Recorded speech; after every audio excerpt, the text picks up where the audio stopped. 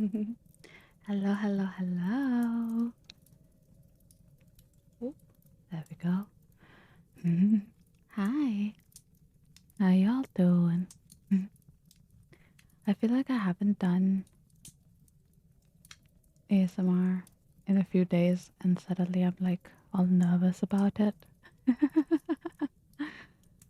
hi, hi, hi, welcome in, welcome in. I saw the crab on the screen. I'm glad. So then awake enough to register it. Fair enough, it is very early. Either very early in the morning or very late at night for you. But I'm obsessed with the little crab. It's so cute.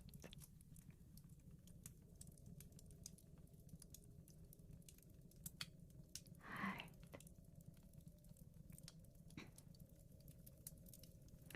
So, where am I? There I am. Finally gonna be reading again. It's been a while, but I'm excited. Have some relaxing after the stress of Pokemon. Because, oh my god. It's good shit though. Good time, good times.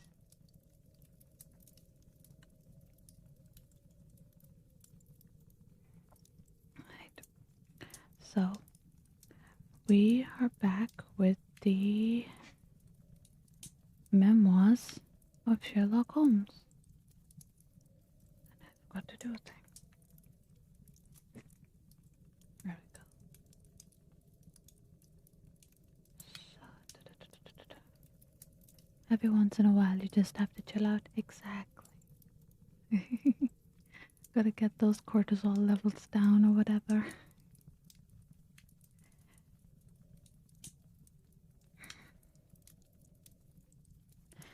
See, you're gonna have a bunch of code.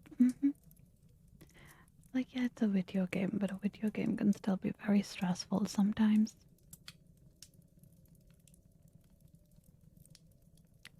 So, we're also almost at 50%, which is absolutely amazing. I'm so thankful for all of you and your support. Yeah. Alright. So we have today story title The Gloria Scott.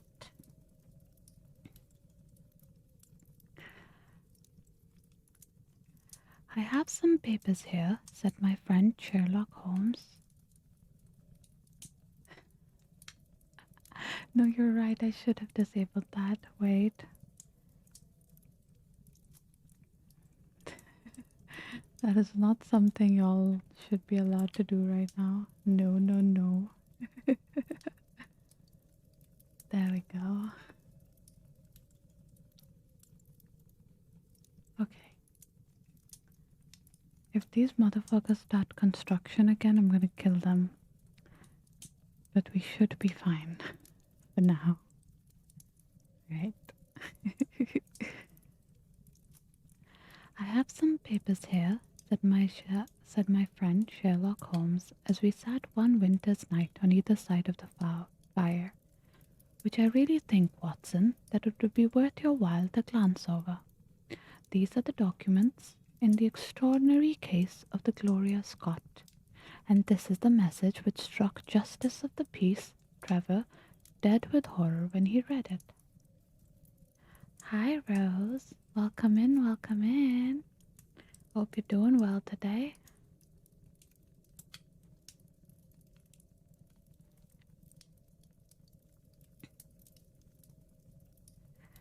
He had picked up from the drawer a little tarnished cylinder, and, undoing the tape, he handed me a short note scrawled upon a half sheet of slate grey paper. The supply of game for London is going steadily up, it ran. Headkeeper Hudson, we believe, has been now told to receive all orders for flypaper and for preservation of your hen pheasant's life. As I glanced up from reading this enigmatical message, I saw Holmes chuckling at the expression upon my face. "You look bewildered," said he. "I cannot see how such a message as this could inspire horror. It seems to me to be rather grotesque than otherwise." "Very likely. Yet the fact remains that the reader, who was a fine, robust old man, was knocked clean down by it as if it had been the butt end of a pistol." "You arouse my curiosity," said I. "But why did you say just now that there was a very particular reason why I should study this case?"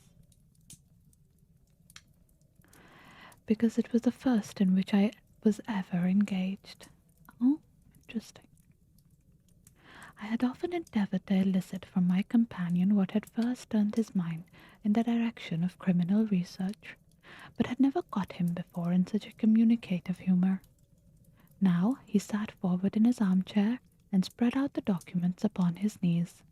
Then he lit his pipe and sat for some time smoking and turning them over. "You never heard me talk of Victor Trevor?" he asked. "He was the only friend I made during the 2 years I was at college. I was never a very sociable fellow, Watson, always rather fond of moping in my rooms and working out my own little methods of thought, so that I never mixed much with the men of my year. Bar fencing and boxing, I had few athletic tastes, and then my line of study was quite distinct from that of the other fellows, so that we had no points of contact at all. Trevor was the only man I knew, and that only through the accident of his bull terrier freezing onto my ankle one morning as I went down to chapel.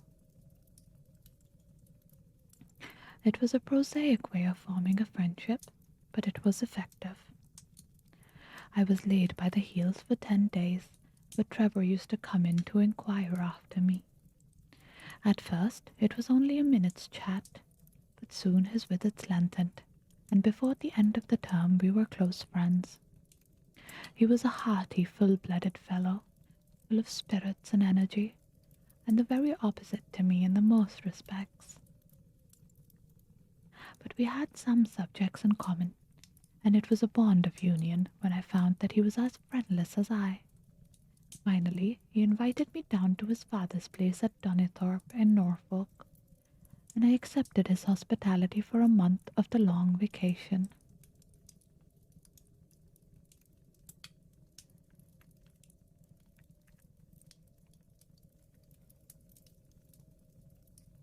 Old Trevor was evidently a man of some wealth and consideration, a J.P. and a land proprietor. Donnithorpe is a little hamlet just to the north of Langmere, in the country of the Broads. The house was old-fashioned, widespread oak-beamed brick building, with a fine lime-lined avenue leaning up to it. There was excellent wild duck shooting in the fens, remarkably good fishing, a small but select library, taken over, as I understood, from a former occupant, and a tolerable cook, so that he would be a fastidious man who could not put in a pleasant month there. Trevor Senior was a widower, and my friend his only son. There had been a daughter, I heard, but she had died of the diphtheria while on a visit to Birmingham. The father interested me extremely. He was a man of little culture, but with a considerable amount of rude strength, both physically and mentally.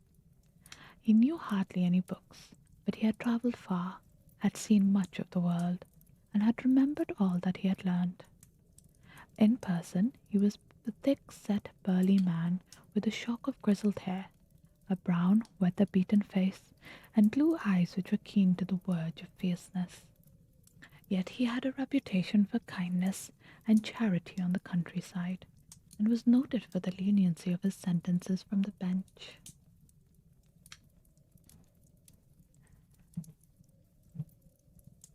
One evening, shortly before my arrival, we were sitting over a glass of port after dinner, when when young Trevor began to talk about those habits of observation and inference which I had already formed into a system, though I had not yet appreciated the part which they were to play in my life. The old man evidently thought that his son was exaggerating in his description of one or two trivial feats which I had performed. "Come now, Mr. Holmes," said he, laughing good humouredly. "I am an excellent subject, if you can deduce anything from me." "I fear that there is not very much," I answered. "I might suggest that you have gone about in fear of some personal attack within the last 12 months." The laugh faded from his lips, and he stared at me in great surprise. "Well, that's true enough," said he. "You know, Victor," turning to his son, "when we broke up that poaching gang they swore to knife us, and Sir Edward Hawley has actually been attacked. I've always been on my guard since then, though I have no idea how you know it." "You have a very handsome stick," I answered. By the inscription I observed that you had not had it more than a year, but you have taken some pains to bore the head of it and pour melted lead into the hole so as to make it a formidable weapon. I argued that you would not take such precautions until you had some danger to fear. "Anything else?" he asked, smiling. "You have boxed a good deal in your youth." "Right again. How did you know it? Is my nose knocked a little out of straight?" "No," said I, "it is your ears. They have the peculiar flattening and thickening which marks the boxing man." "Anything else?" "You have done a good deal of digging on your colossites." "Made all my money at the goldfields." "You have been in New Zealand." "Right again." "You have visited Japan." "Quite true." "And you have been most intimately associated with someone whose initials were J.A., and whom you afterwards were eager to entirely forget." Mr. Trevor stood slowly up, fixed his large blue eyes upon me with a strange wild stare, and then pitched forward, with his face amongst the nutshell which strewed the cloth, in a dead faint. You can imagine, Watson, how shocked both his son and I were. His attack did not last long, however, for when we undid his collar and sprinkled the water from one of the finger glasses over his face, he gave a gasp or two and stood up, and sat up. "Ah, boys," said he, forcing a smile, "I hope I haven't frightened you. Strong as I look, there is a weak place in my heart, and it does not take much to knock me over. I don't know how you manage this, Mr. Holmes, but it seems to me that all the detectives of fact and of fancy would be children in your hands. That's your line of life, sir, and you may take the word of a man who has seen something of the world."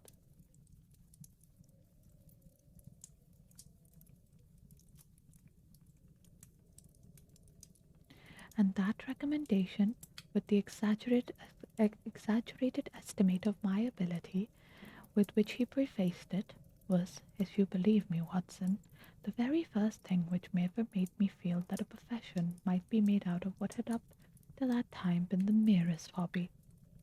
At the moment, however, I was too much concerned at the sudden illness of my host to think of anything else.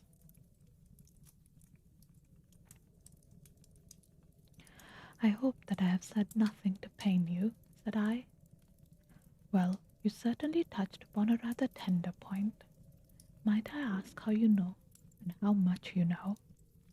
He spoke in a half-jesting fashion, but a look of terror still lurked at the back of his eyes.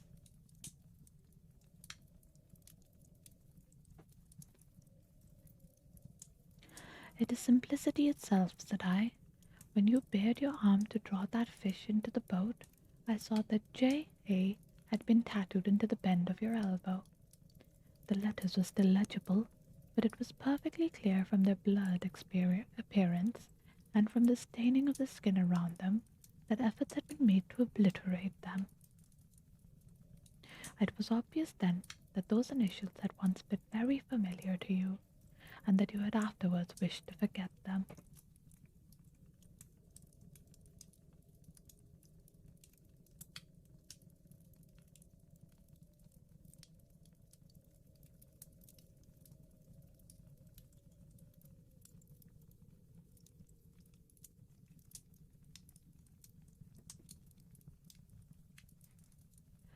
What an eye you have, he cried, with a sigh of relief.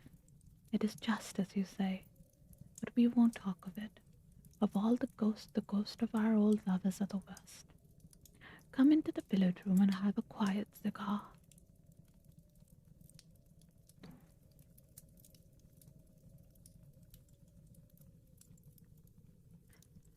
From that day, amid all his cordiality, there was always a touch of suspicion in Mr. Trevor's manner towards me.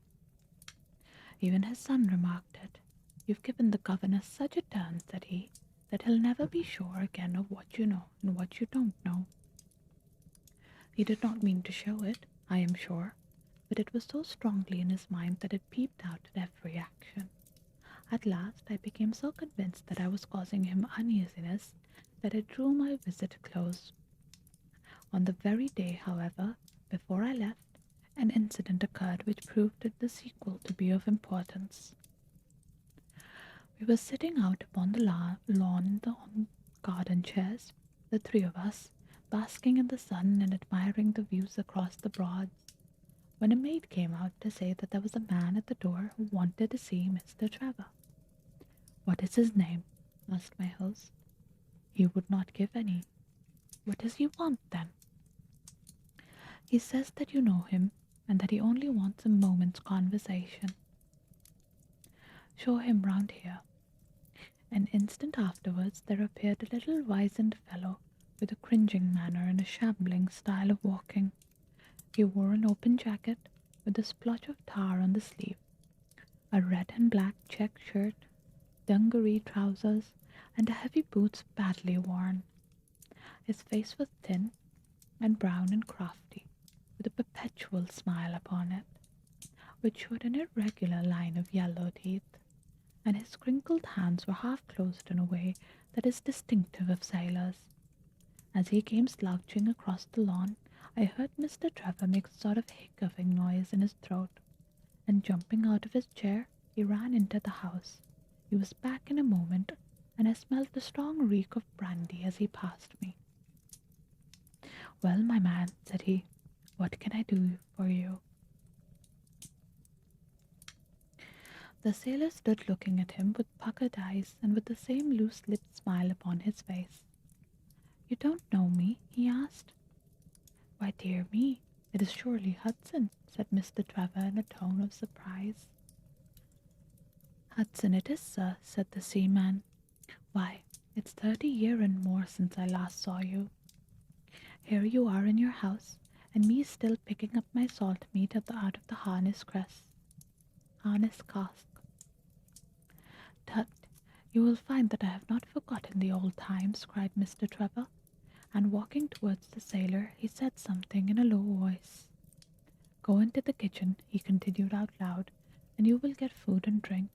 I have no doubt that I shall find you a situation. Hi, hi, hi.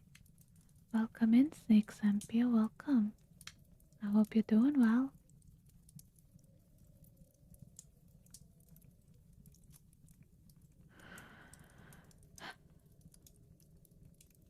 Thank you, sir, said the seaman, touching his forelock. I am just off a 2-yearer in an 8-knot tramp, short-handed at that, and I want a rest. I thought I'd either get it with Mr. Beddoes or with you. Ah, cried Trevor. You know where Mr. Beddoes is?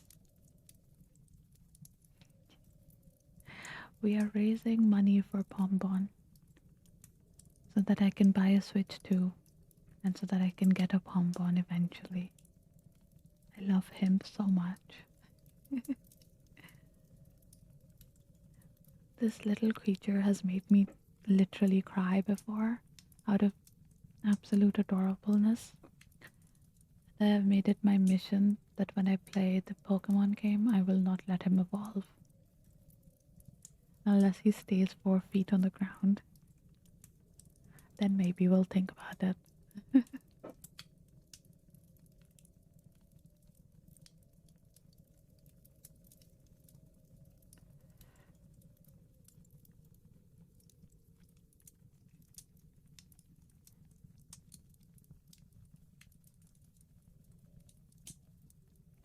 Thank you for the follow, Snake Sampia. Welcome, welcome.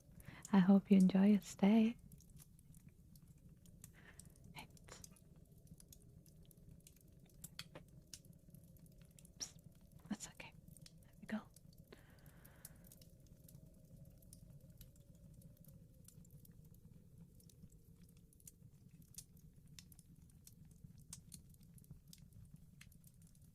You're gonna make me nuzlocke that game. I will agree to nuzlocke that game if I can play it normally first. After that, sure. Hi, hi, hi. Welcome in, Mura IRL. Hello. Thank you for the follow. I hope you enjoy your stay. Play normal first. I wouldn't want to nuzlocke it without having just played it normally, but I am absolutely down to nuzlocke it afterwards.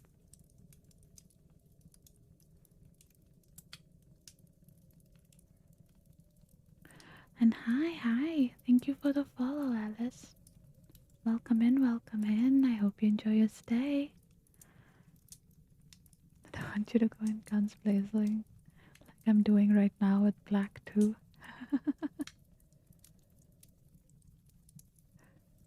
There's so much just like, where am I supposed to go next happening? But it's fine, we're figuring it out. We've got more gym badges.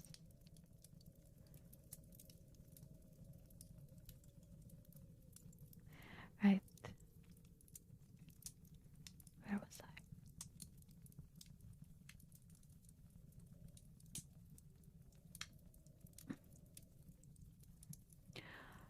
Bless you, sir.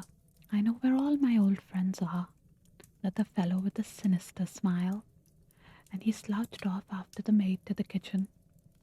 Mr. Trevor mumbled something to us about having been shipmate with the man when he was going back to the diggings, and then, leaving us on the lawn, he went indoors.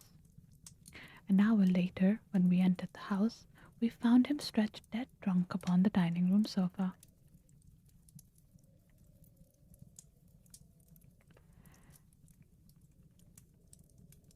The whole incident left a most ugly impression upon my mind, and I was not sorry next day to leave Donithorpe behind me, for I felt that my presence must be a source of embarrassment to my friend.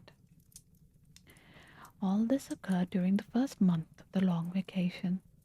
I went up to my London rooms, where I spent 7 weeks working out a few experiments in organic chemistry. One day, however, when the autumn was far advanced and the vacation drawing to a close, I received a telegram from my friend imploring me to return to Donithorpe, and saying that he was in a great need of my service and assistance. Of course, I dropped everything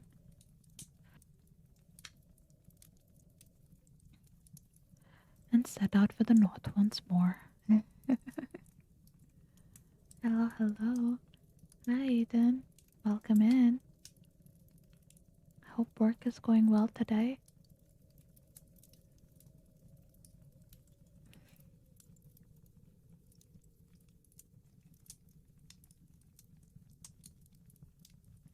He met me with the dog cart at the station, and I saw at a glance that the last 2 months had been a very trying ones for him.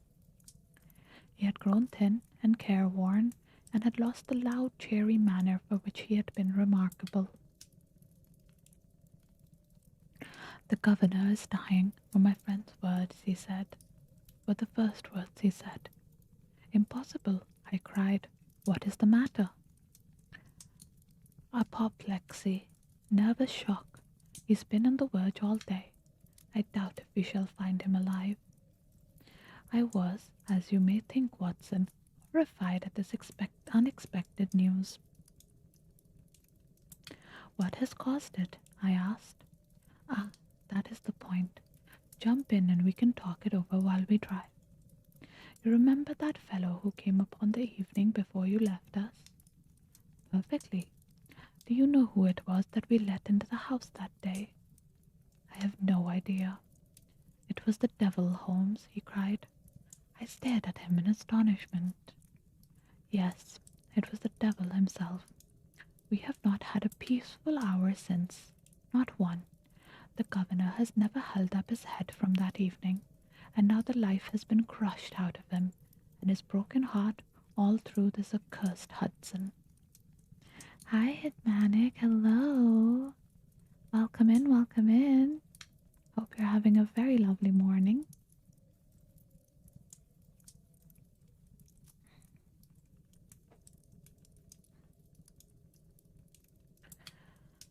Um, mm, what power had he then? Ah, that is what I would give so much to know. The kindly, charitable, good old governor. How could he have fallen into the clutches of such a ruffian?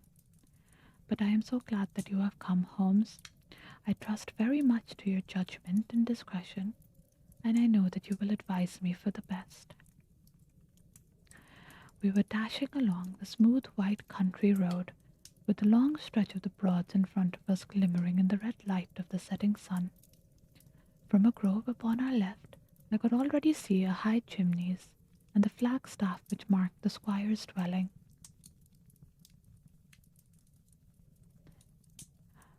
Bear with me 2 seconds. I just gotta check a quick thing, guys.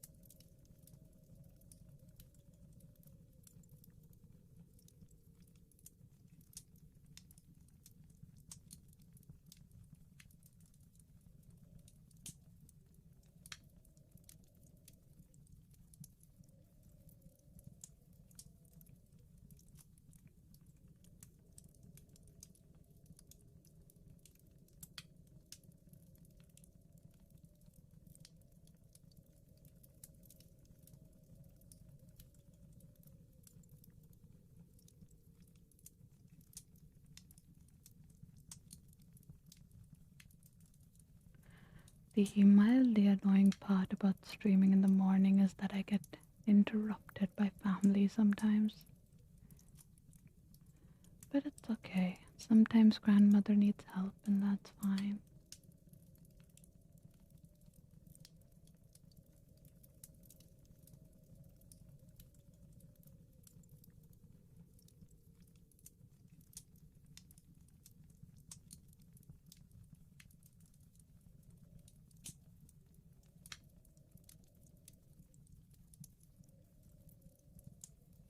Hello, hello. Sorry, bear with me just a sec. There we go. Hi, hi, hi. Welcome in, Nova. Welcome, welcome.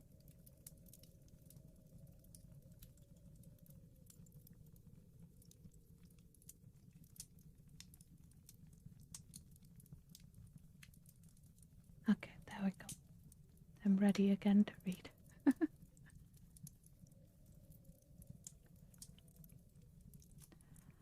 Da, da, da, da, da. There we are.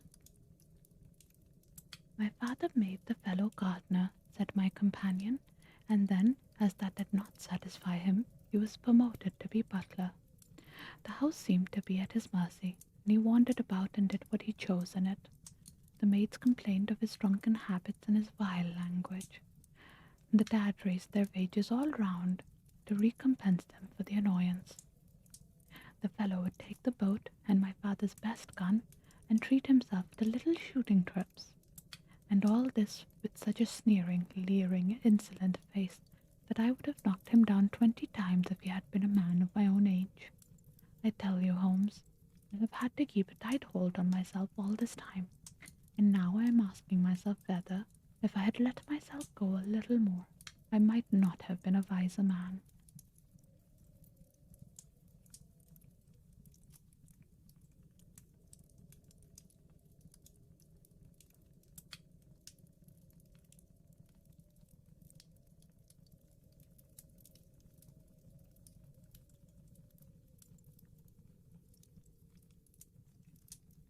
My phone fell.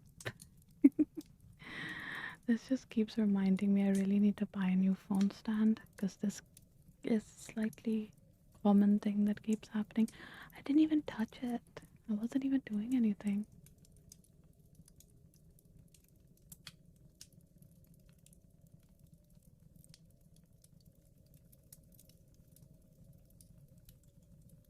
Alright. Actually back to the story good this time. Well, matters went from bad to worse with us,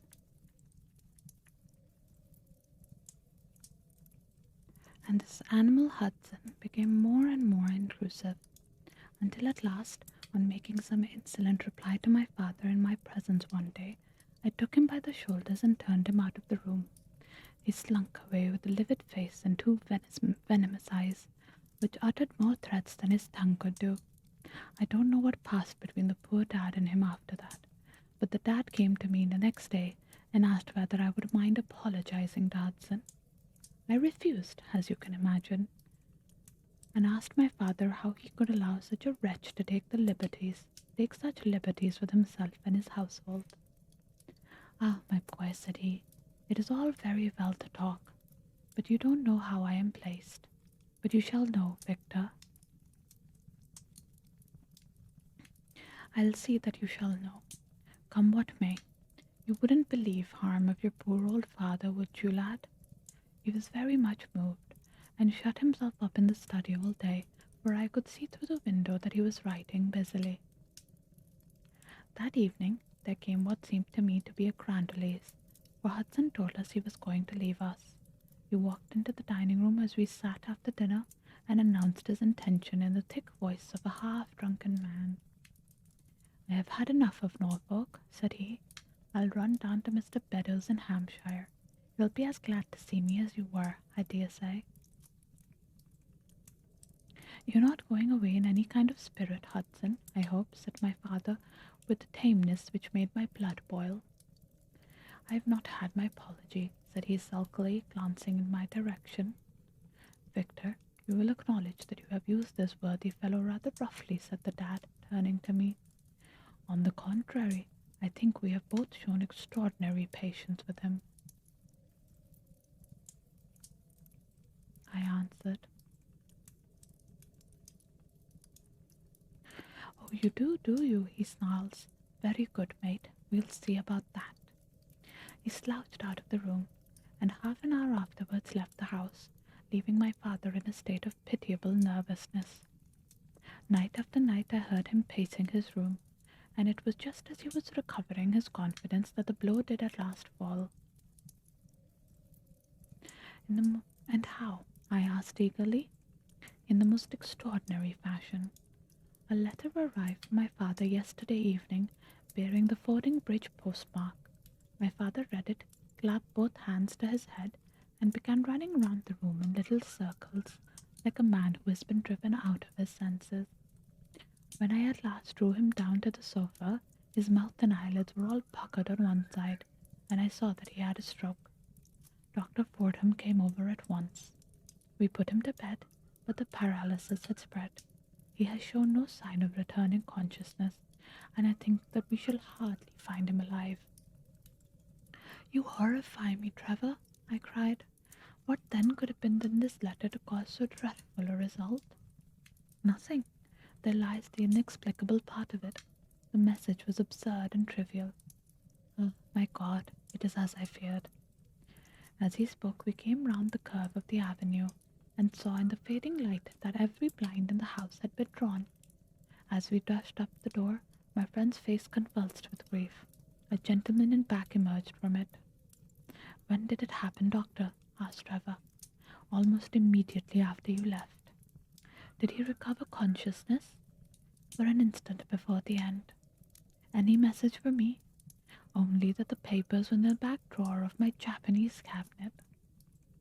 My friend ascended with the doctor to the chamber of death, while I remained in the study, turning the whole matter over and over in my head, and feeling as sombre as ever I had done in my life. What was the past of this Trevor, pugilist, traveller, and gold digger, and how had he placed himself in the power of his acid-faced seaman? Hi, hi, hi. Welcome in, Bone Walker. Thank you for the follow, and I hope you enjoy your stay.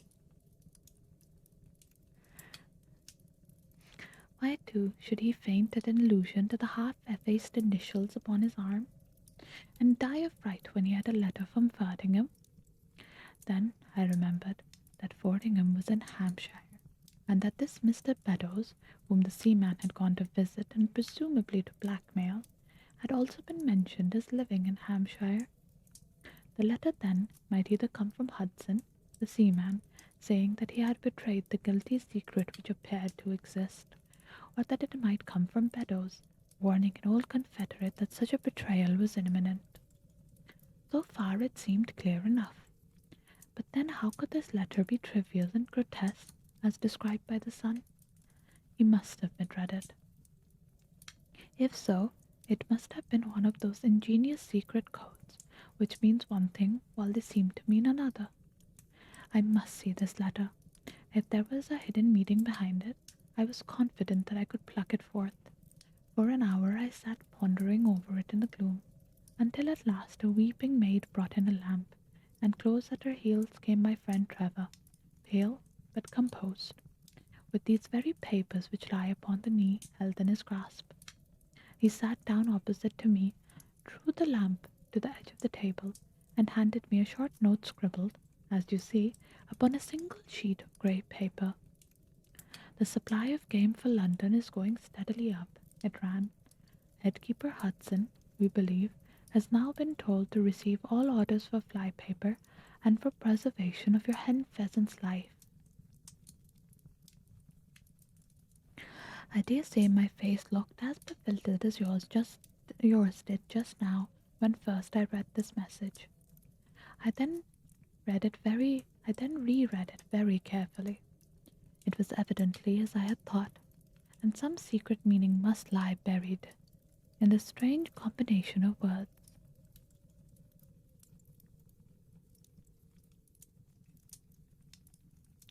Or could it be that there was a prearranged significance to such phrases as fly paper and hen pheasant?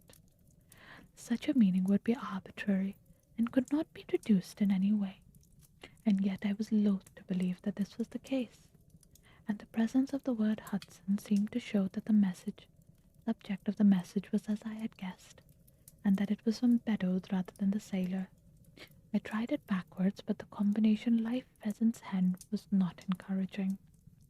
Then I tried alternate words, but neither the F or nor Supply Game London promised to throw any light upon it. And then, in an instant, the key of the riddle was in my hands, and I saw that every third word, beginning with the first, would give a message which might as well drive old Trevor to despair. It was short and terse, the warning, as I now read it to my companion. The game is up. Hudson has told all. Fly for your life. Victor Trevor sank his face into his shaking hands. It must be that, I suppose, said he. This is the worse than death, for it means disgrace as well. But what is the meaning of these headkeepers and hen pheasants? It means nothing to the message, but it might mean a good deal to us if we had no other means of discovering the sender. You see that he has begun writing, the game is, and so on. Afterwards he had to fulfill the prearranged cipher, to fill in any 2 words in each space.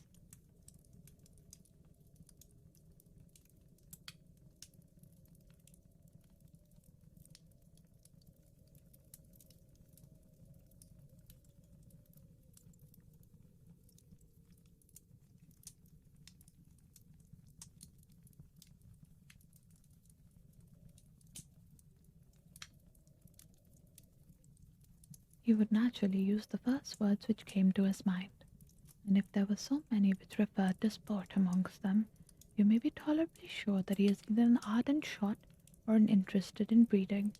Do you know anything of this Beddoes? Why, now that you mention it, said he, I remember that my poor father used to have an invitation from him to shoot over his preserves every autumn. Hi, Agadoo. Welcome in, welcome in. Hope you're having a very lovely morning.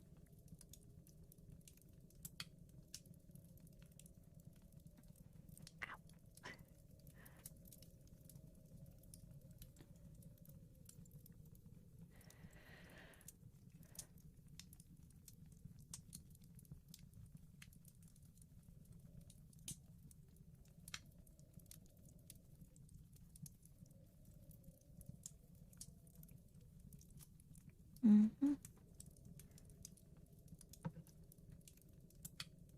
Okay. Then it is undoubtedly from him that the note comes, said I. It only remains for us to find out what this secret was which the sailor Hudson seems to have held over the heads of these two wealthy and respected men. Alas, Holmes, I fear that it is one of sin and shame, cried my friend, but from you I shall have no secret. Here is the statement which was drawn up by my father when he knew the danger from Hudson had become imminent. I found it in the Japanese cabinet, as he told the doctor. Take it and read it to me, for I have neither the strength nor the courage to do it myself. These are the very papers, Watson, which he handed to me, and I will read them to you, as I read them in the old study that night to him. They are endorsed outside, as you see, some particulars of the voyage of the bark Gloria Scott from her leaving Falmouth on the 8th of October 1855 to her destruction on November 6th. It is in the form of a letter and runs this way. My dear, dear son, now that approaching disgrace begins to darken the closing years of my life, I can, I can write with all truth and honesty that it is not the terror of the law, it is not the loss of my position in the county, nor is it all. Oh my God! Suddenly the words began to blur. Okay, what am I? I'm gonna start that paragraph over again. My dear, dear son, now that approaching disgrace begins to darken the closing years of my life, I can write with all the truth and honesty that it is not the terror of the law, it is not the loss of my position in the county, nor is it my fall in the eyes of all who have known me, which cuts me to the heart, but it is the thought that you should come to blush for me, you who loved me, and who have seldom, I hope, had reason to do other than to respect me. But if the blow falls which is forever hanging over me, then I should wish you to read this, that you may know straight from me how far I have been to blame.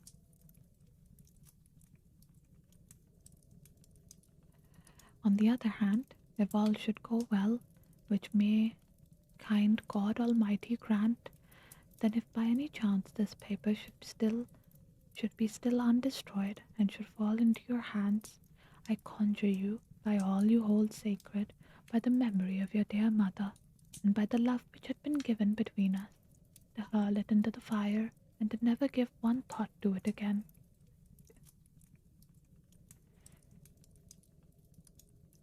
If then your eye goes on to read this line, I know that I shall have been exposed and dragged from my home, or as it is more likely for you to know that my heart is weak, by lying with my tongue sealed forever in death. I, and either the time for suppression is past, and every word which I tell you is the naked truth, and this I swear is as I hope for mercy.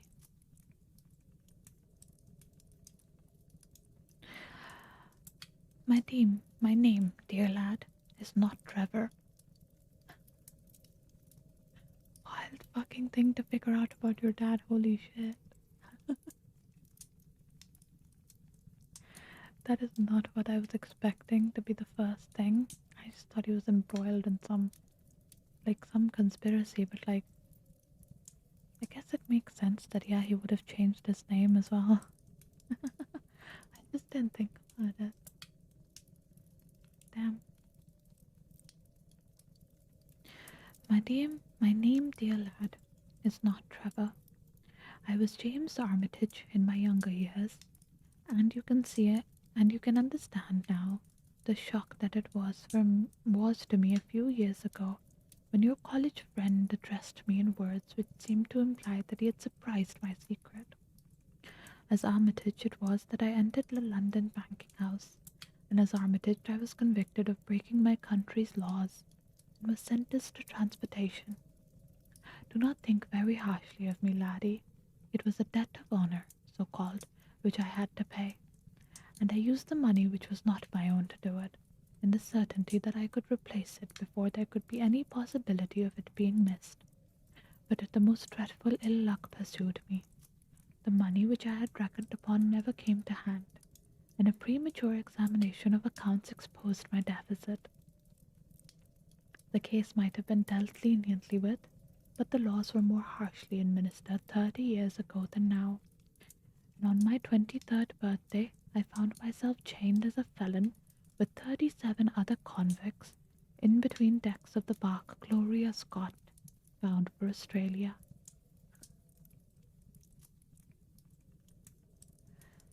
Oh no, it was the year 55, when the Crimean War was at its height, and the old convict ships had been largely used to transports to the Black Sea. The government was compelled, therefore, to use smaller and less suitable vessels for sending out their prisoners.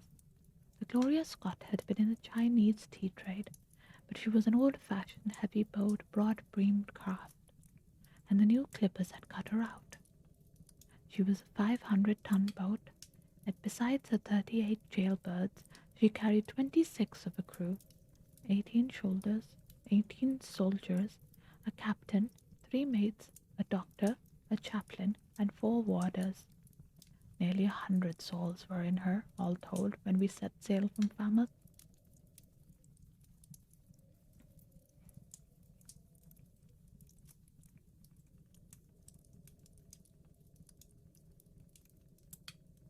The partitions between the cells of the convicts, instead of being of thick oak, as is usual in convict ships, were quite thin and frail.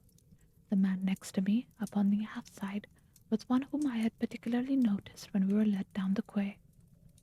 No, let down the quay. He was a young man with a clear, hairless face, a long, thin nose, and rather nutcracker jaws. He carried his head very jauntily in the air, had a swaggering style of walking, and was, above all else, remarkable for his extraordinary height. I do not think any of our heads would have come up to his shoulder, and I am sure that he could not have measured less than 6.5 feet. It was strange among so many sad and weary faces to see one which was full of energy and resolution.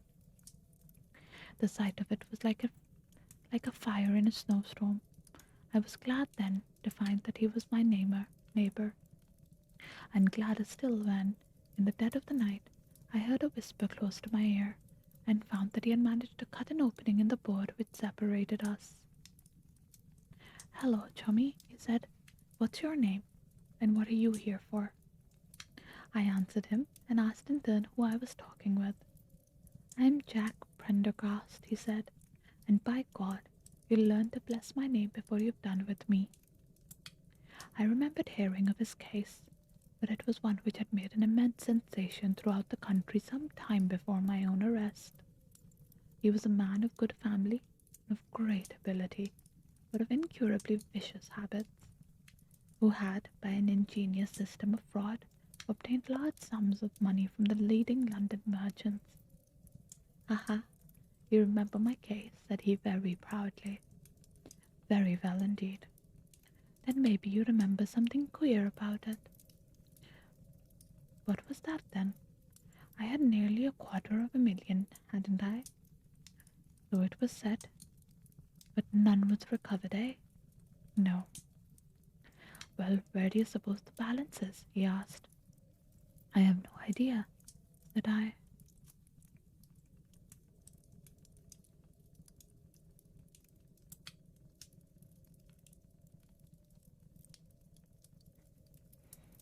Ah, I've lost all of my tabs. Wait, where'd it go? There we go. Ah, oh my god, Agatu. Just moving vehicles today for you.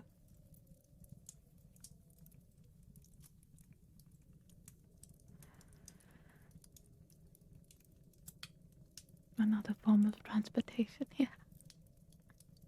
Well, hey, you could get around pretty fast now, I suppose. Right between my finger and thumb, he cried. My God, I've got more pounds to my name than you've hairs on your head. And if you've more money, and if you've money, my son, and know how you can handle it and spread it, you can do anything. Now, you don't think it likely that a man who could do anything is going to wear his breeches out, sitting in the stinking hold of a rat-gutted, beetle-ridden, mouldy old coffin of chin china coaster?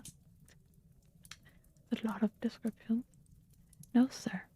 Such a man will look after himself, and will look after his chums. You may lay to that. You hold on to him, and you may kiss the book here that he'll haul you through it. That was his style of talk, and at first I thought that it meant nothing. But after a while, when he had tested me and sworn me in with all possible solemnity, he let me understand that there really was a plot to gain command of the vessel. A dozen of the prisoners had hatched it before they came aboard.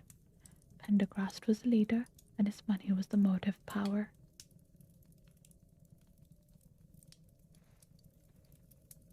I'd a partner, said he, a rare good man, as true to stock as a barrel.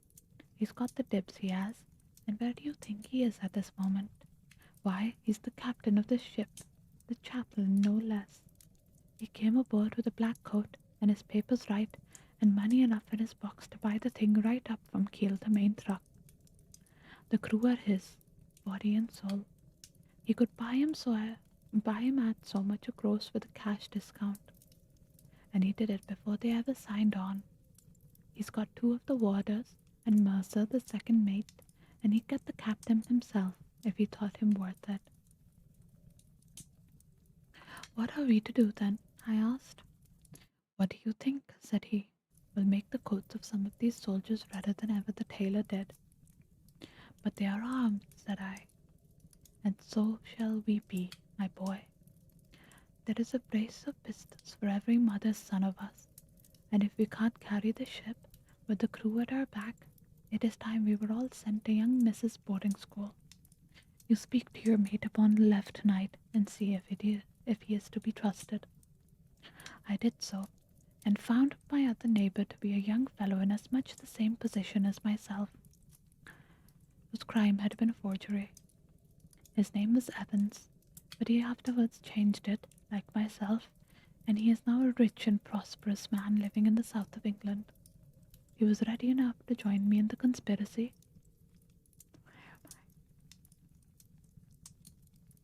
As the only means of saving ourselves, and before we had crossed the bay there were only two of the prisoners who were not in the secret. One of these was of weak mind, and we did not dare trust him, and the other was suffering from jaundice and could not be of any use to us. Oh no, not again, Agatha.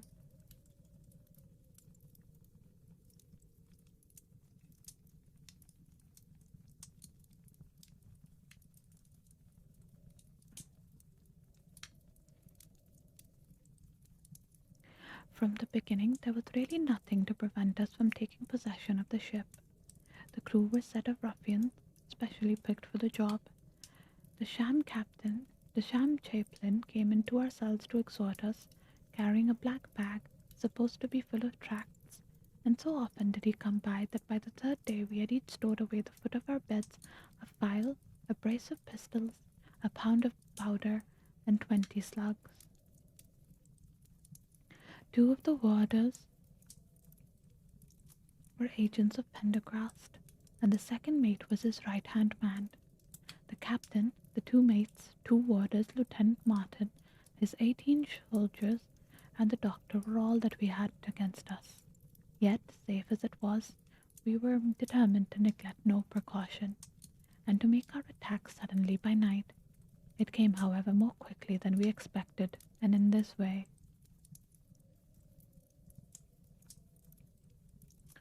One evening, about the third week after our start, the doctor had come down to see one of the prisoners who was ill, and putting his hand down at the bottom of his bunk, he felt the outline of the pistols. If he had been silent, he might have blown the whole thing, but he was a nervous little chap, so he gave a cry of surprise and turned so pale that the man knew us was up in an instant and seized him. I mean, at least it was technically a fish this time, right?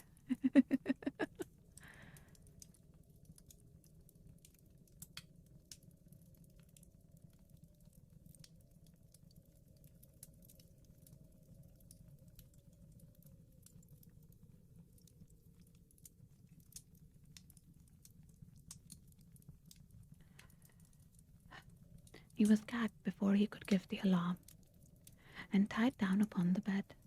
He had unlocked the door that led to the deck, and we were through it in a rush. The two sentries were shot down, and so was a corporal who came running to see what was the matter. There were two more soldiers at the door of the stateroom, and their muskets seemed not to be loaded, for they never fired upon us, and they were shot while trying to fix their bayonets. Then we rushed into the captain's cabin. But as we pushed open the door, there was an explosion from within, and there he lay with his brains smeared over the chart of the Atlantic, which was pinned upon the table, while the chaplain stood with a smoking pistol in his hand at his elbow. The two mates had both been seized by the crew, and the whole business seemed to be settled. The stateroom was next to the cabin, and we flocked in there and flopped down on the settees, all speaking together, for we were just mad with the feeling that we were free once more. There were lockers all around, and Wilson, the sham chaplain, knocked on one of them and pulled out a dozen of brown sherry. We cracked off the necks of the bottles, poured the stuff into tumblers, and were just tossing them off when in an instant, without warning, there came a roar of muskets in our ears.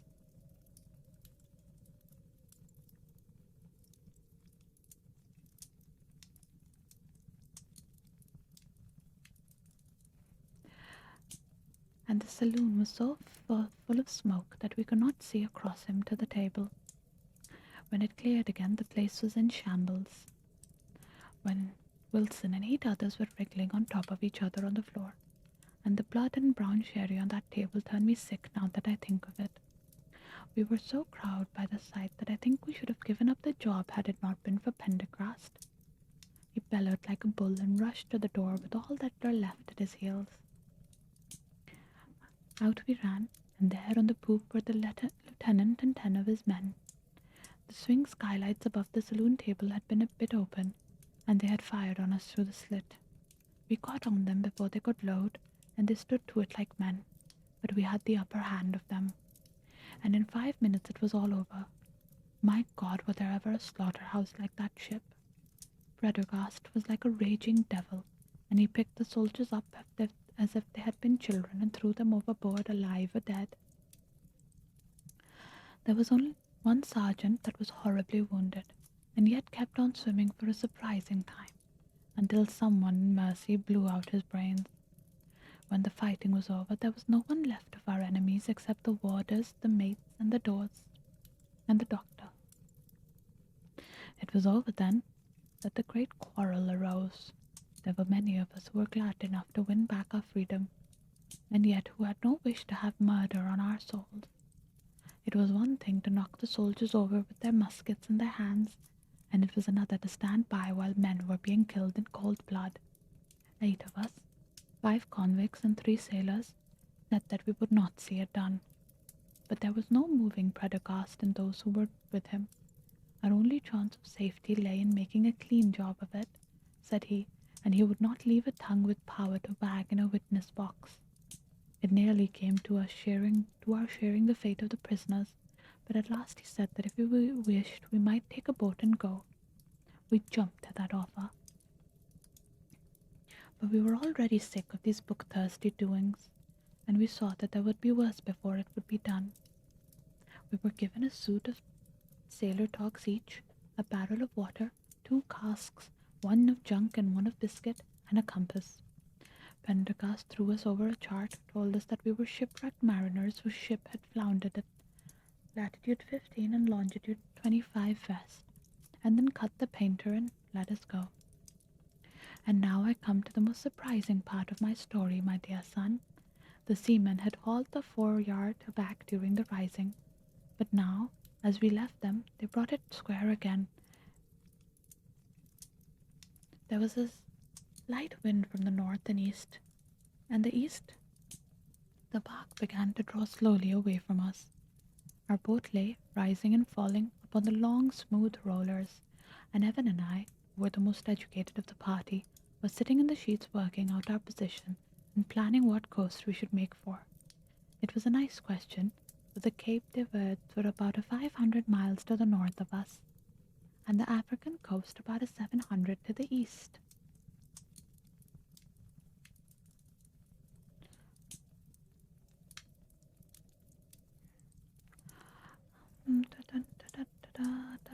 That's the wrong freaking tab. Can my computer please just listen to what I'm trying to do? There we go.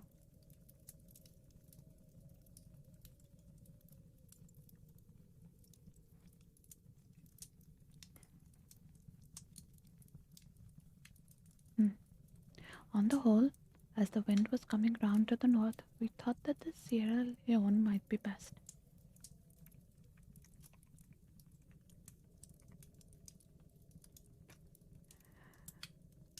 And turned our head in that direction, the bark being at the time nearly hull down on our starboard quarter.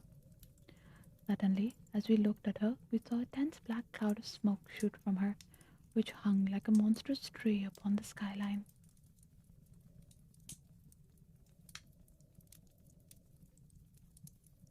Yay!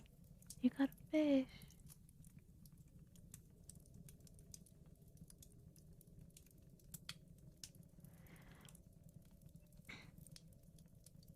A few seconds later, like a roar like thunder burst upon our ears, and as the smoke thinned away, there was no sign left of the Gloria Scott. In an instant, we were swept up. In an instant, we swept the boat's head round again, and pulled with all our strength for the place where the haze, still trailing over the water, marked the scene of this catastrophe.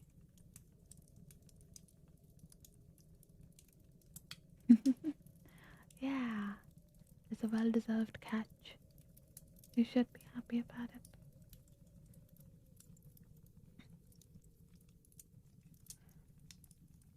It was a long hour before we reached it, and at first we feared that we had come too late to save anyone. A splintered boat and a number of crates and fragments of spar rising and falling on the waves showed us where the vessel had foundered. But there was no sign of life, and we had turned away in despair when we heard a cry for help. And we saw at some distance a piece of wreckage with a man lying stretched upon it. When we pulled him aboard, he proved out to be a young seaman of the name Hudson, who was so burned and exhausted that he could give us no account of what had happened until the following morning. It seemed that after we had left, Prendergast and his gang had proceeded to put to death the 5 remaining prisoners. The 2 warders had been shot and thrown overboard, and so had the 3rd mate. Prendergast then descended into the 'tween decks, and with his own hands cut the throat of the unfortunate surgeon. There only remained the 1st mate, who was a bold and active man. When he saw the convict approaching him with a bloody knife in his hand, he kicked off his bonds, which he had somehow contrived to loosen. Rushing down the deck, he plunged into the afterhold. A dozen convicts, who descended with their pistols in search of him, found him with a matchbox in his hand, seated beside an open powdered barrel, which was one of the 100 carried on board, and swearing that he would blow all hands up if he were in any way molested. An instant later the explosion occurred, though Hudson thought it was caused by a misdirected bullet of one of the convicts rather than the The mats, no, the mates match. Be the cause what I may, it was the end of the glorious Scot and of the rabble who held to command of all. God, oh, this is a wild fucking story. It's also such a detailed account of an event that happened like 30 years ago or something.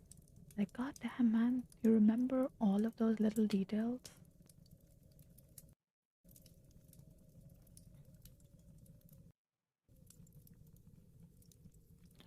Such, such, in a few words, my dear boy, is the history of this terrible business in which I was involved. Next day, we were picked up by the brig Hotspur, bound for Australia, whose captain found no difficulty in believing that we were survivors of a passenger ship which had foundered. The transport ship Gloria Scott was set down by Admiralty as being lost at sea, and no word has ever leaked out to us as the true fate.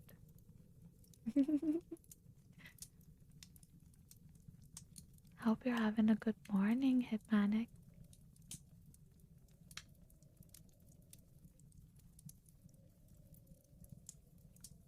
There we go.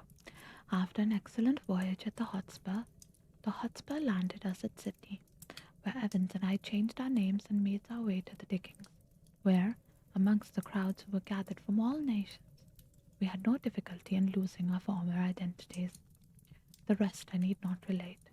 We prospered, we travelled, we came back as rich colonials to England, and we bought the country estates. For more than 20 years we have led peaceful and useful lives, and we hope that our past was forever buried. Imagine then my feelings when the seaman who came to us I recognized instantly the man who had been picked off of the wreck.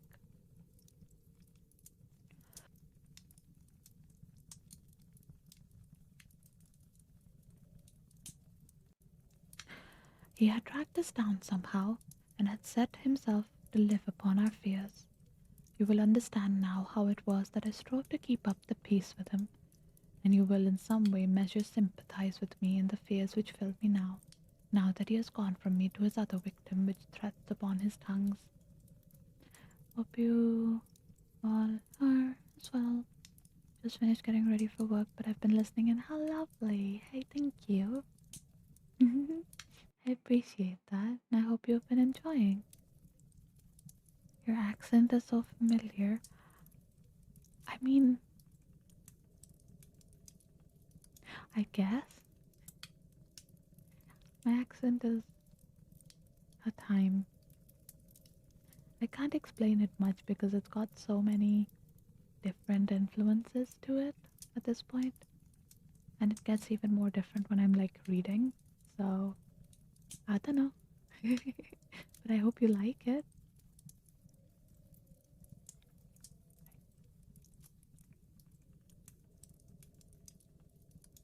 Underneath is written in a hand so shaky as to be hardly legible. Beddoes writes in cipher to say H has told all. Sweet Lord, have mercy on our souls. This was the narrative which I read that night to young Trevor. And I think, Watson, that under the circumstances it was a dramatic one. The good fellow was heartbroken at it, and went out to the Territe tree planting, where I hear that he was doing well. As to the sailor and Beddoes, neither of them was ever heard of again after that day on which the letter of warning was written. They both disappeared utterly and completely. It's really pretty, thank you.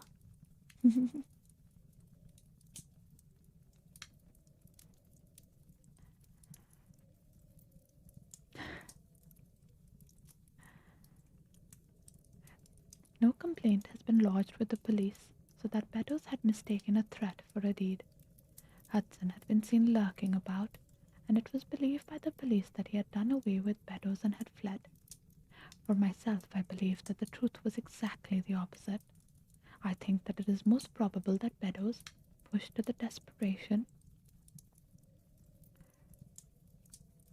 and believing himself to have been utterly betrayed, had revenged himself upon Hudson, and had fled from the country with as much money as he could lay his hands on. Those are the facts of the case, Doctor, and if they are of any use to your collection, I am sure that they are very heartily at your service. What is the leader? Oh my god. Huh. There has been big changes in the. I'm not even on my own leaderboard anymore. What the hell? That's not fair.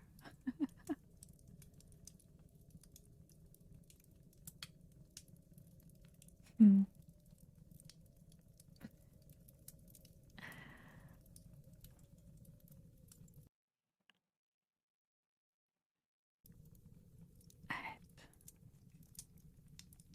Wait, hey, that's the end of that story.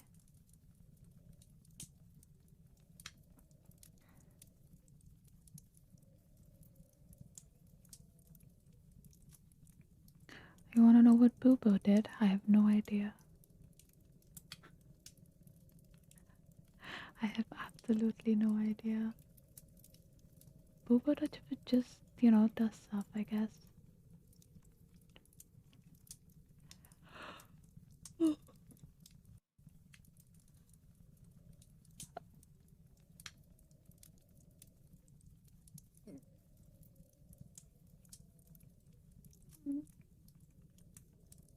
Oh, big stretch.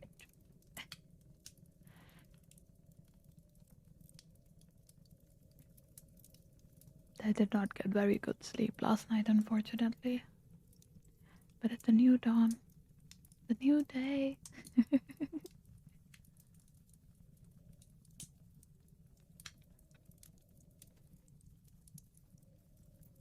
Should I read another one?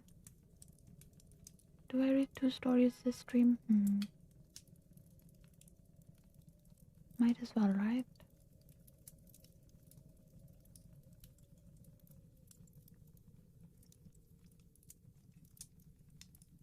Can Discord stop being distracting, please? Or I suppose I should stop being easily distracted, right?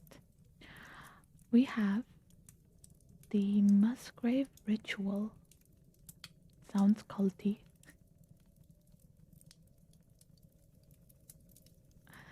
But let's get into it. Um,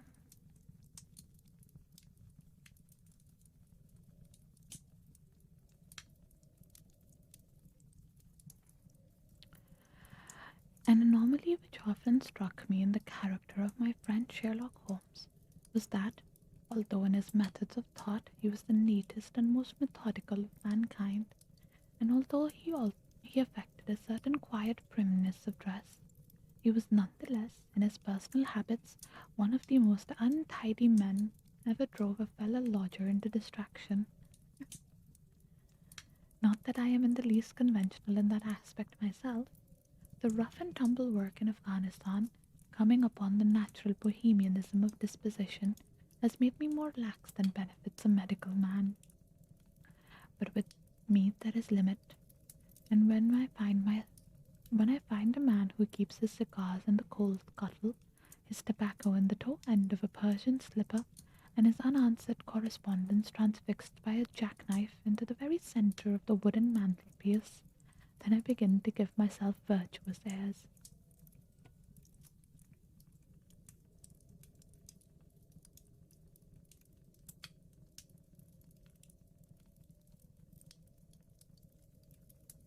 What the fuck?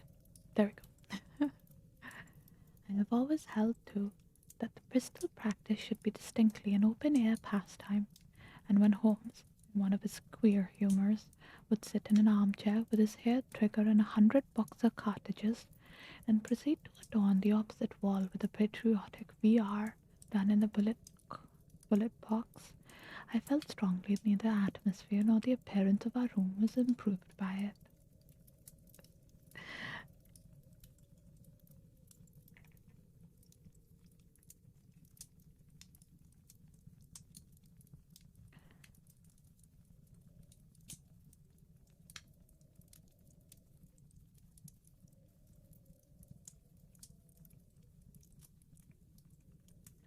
Our chambers were always full of chemicals and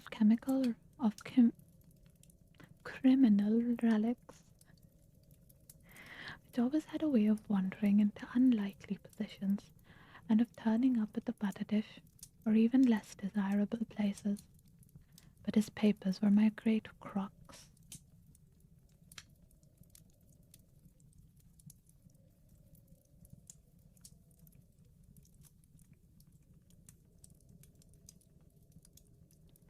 Does my... bear with me. That worked. Huh. Great crocs. I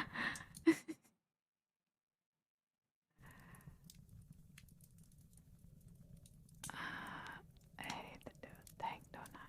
Yeah, connection.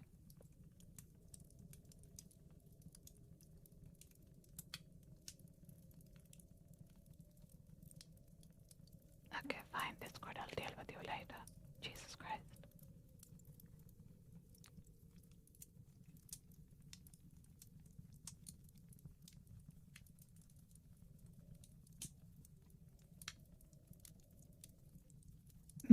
There we go.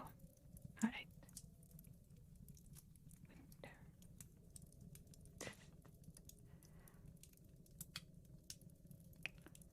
Okay. He had a horror of destroying documents, especially those which were connected with his past cases, and yet it was only once in every year or two that he would muster energy to docket and arrange them. For, as I have mentioned somewhere in these incoherent memoirs, the outbursts of passionate energy when he performed the remarkable feats which his name is associated were, followed by reactions of lethargy, during which he would lie about with his violin and his books, hardly moving safe from the sofa to the table. Hi, Yumi. Welcome in. Hello, hello.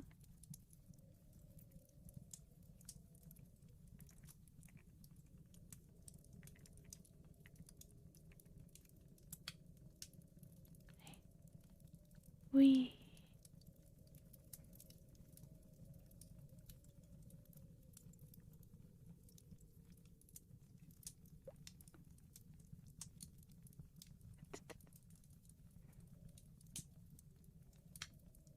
Wordless. No, it's officially wordless now, actually. It's not Wordle anymore.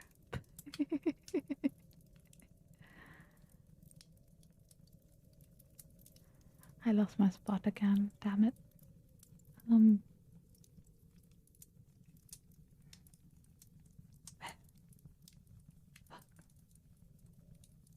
there we go. Pixie, your voice is so charming. Thank you. Thank you, thank you. Run out of budget, no more words. Yep. Words aren't allowed actually. We're just gonna do we have to communicate through noises.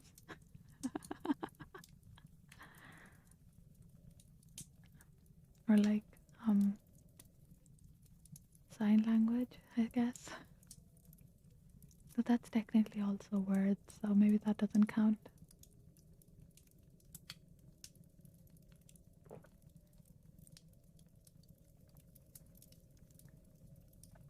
Okay.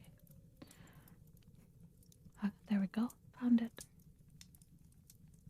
Thus, month after month, his papers accumulated until every corner of the room was stacked with bundles of manuscript which could not be put away safe by their owner. One winter's night, as we sat by the fire, I ventured to suggest to him that, as he finished pasting extracts into his commonplace book, he might employ the next 2 hours in making our room a little more inhabitable. He could not deny the justice of my request, so with a rather rueful face he went off to his bedroom, from which he returned presently, pulling a large tin box behind him. Thus, this he placed in the middle of the floor, and, squatting down upon a stool in front of it, he threw back the lid. I could see that it was already a third full of bundles of paper tied up with red tape into separate packages here.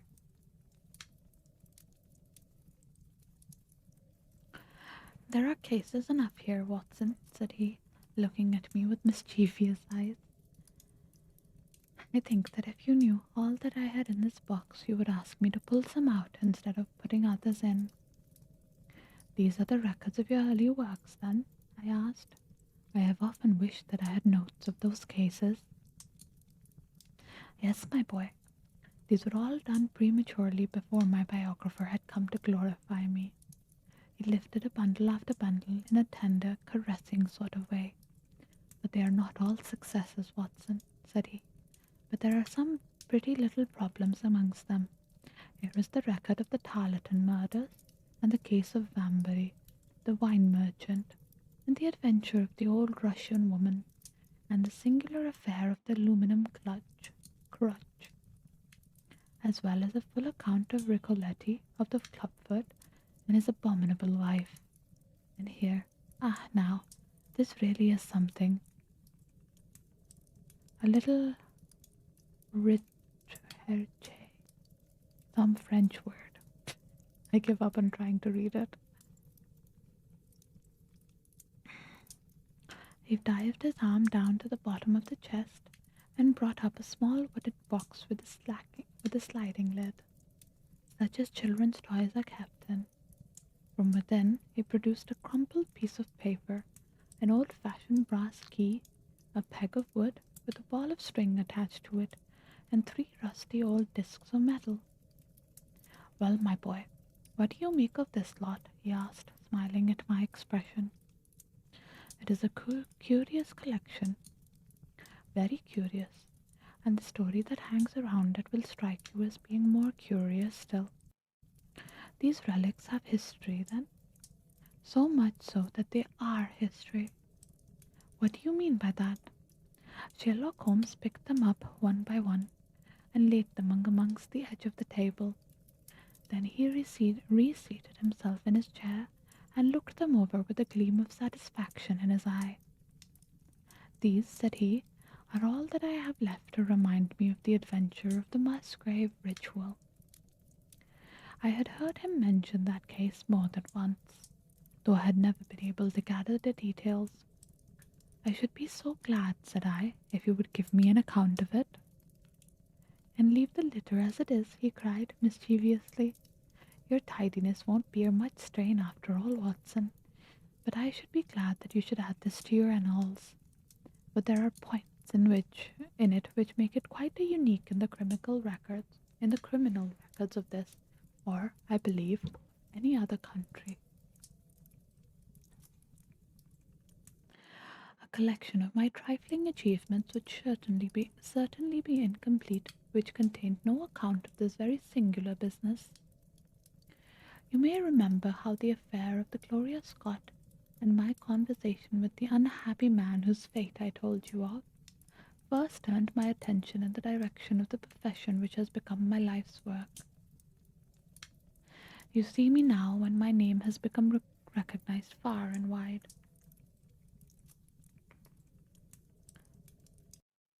And when I am generally recognized both by the public and by the official force as being a final court of appeal in doubtful cases. Even when you knew me first, at the time of the affair which you have commemorated, in a study in scarlet, I had already established a considerable, though not very lucrative, connection. Yes, I'm gonna make my way back up the leaderboard. You can hardly realize then how difficult I found it at first, and how long I had to wait before I succeeded in making any headway.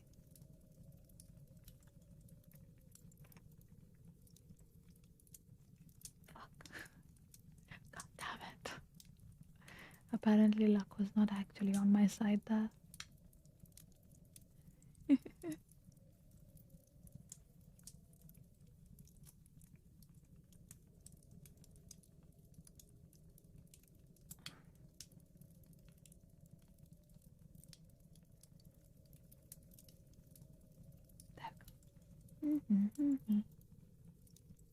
When I first came up to London, I had rooms in Montague Street, just round the corner from the British Museum.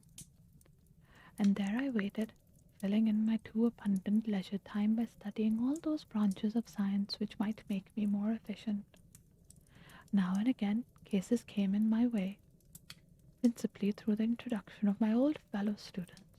But during my last years at university, there was a good deal of talk there about myself and my methods.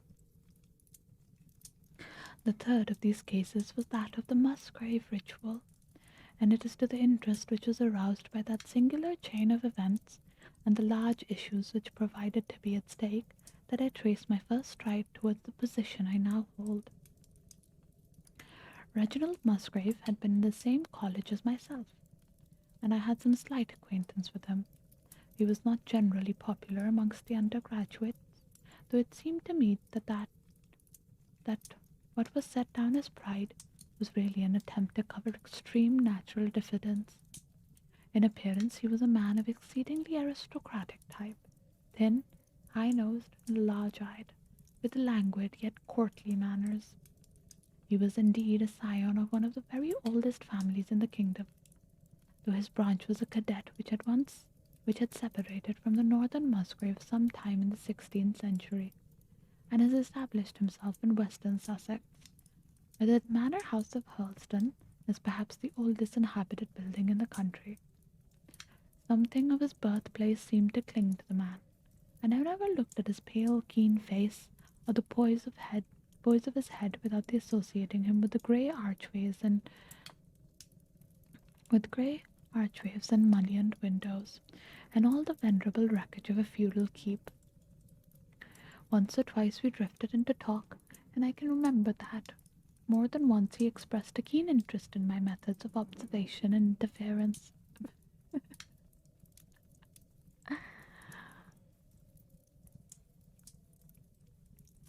For 4 years I had seen nothing of him, until one morning he walked into my room on Montague Street. He had changed little, was dressed like a young man of fashion. He was always a bit of a dandy, and preserved the same quiet, suave manner which had formerly distinguished him. "How has all gone with you, Musgrave?" I asked after we had cordially shaken hands. I got to.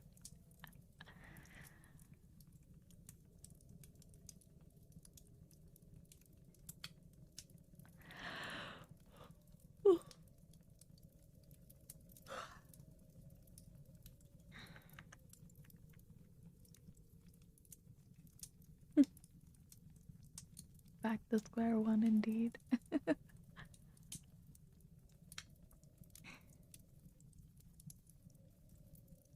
"You probably heard of my poor father's death," said he. "He was carried off about 2 years ago. Since then, I have, of course, had the Hurlston estates to manage, and as I am a member for my district as well, my life has been a busy one. But I understand, Holmes, that you are turning to practical ends those powers with which you used to amaze us."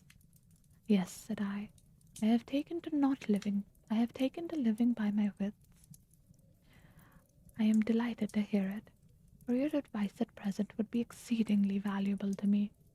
We have had some strange doings at Hurlston, and the police have been able to throw no light upon the matter. It is really the most extraordinary and inexplicable business." "Hi. Hi, welcome in."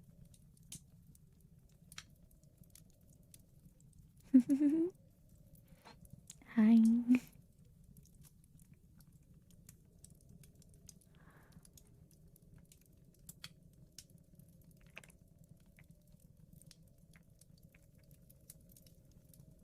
Tea. Tea. I hope you're having a very good day.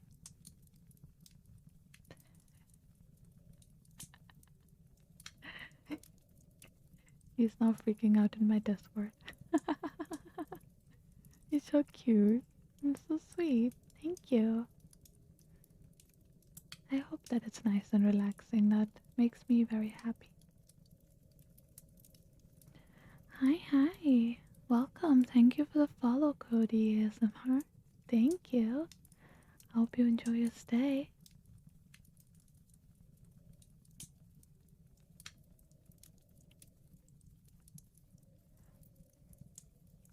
Mm. You can imagine with what eagerness I listened to him, Watson, for the very chance for which I had been panting during all those months of inaction seemed to have come within my reach. In my inmost heart, I believed that I could succeed where others failed, and now I have the opportunity to test myself. Thank you, Agadoo. Also, thank you for the follow, Amy. Welcome in. Thank you. Appreciate it. I love the little boop, the boop dish snoot. Although I think when I move my head, it makes it look like I'm getting my nose picked, which is kind of hilarious.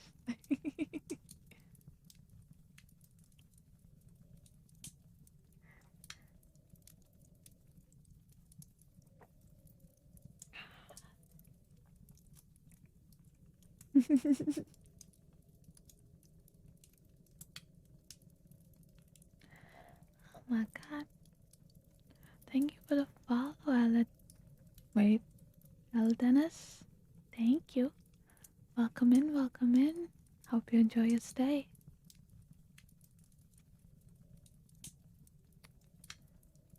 Ah, there we go. Hmm.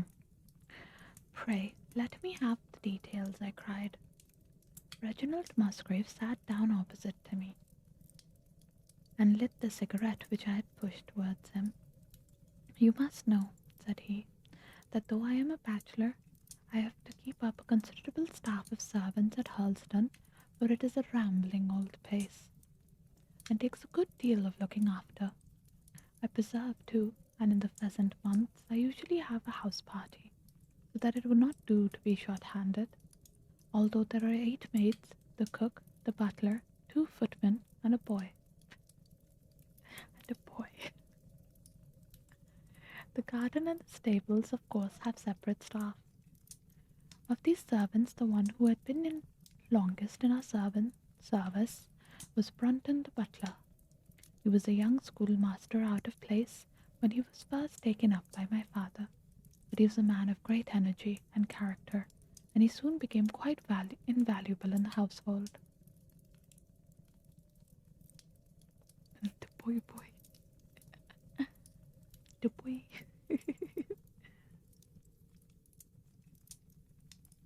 He was a well-grown, handsome man with a splendid forehead, and though he had been with us for 20 years, he cannot be more than 40 now. With his personal advantages and his extraordinary gifts, for he can speak several languages and play nearly every musical instrument. It is a wonderful that he should have been satisfied so long in such a position, but I suppose that he was comfortable and lacked energy to make any change. The butler of Hurlstone is always a thing that is remembered by all who visit us.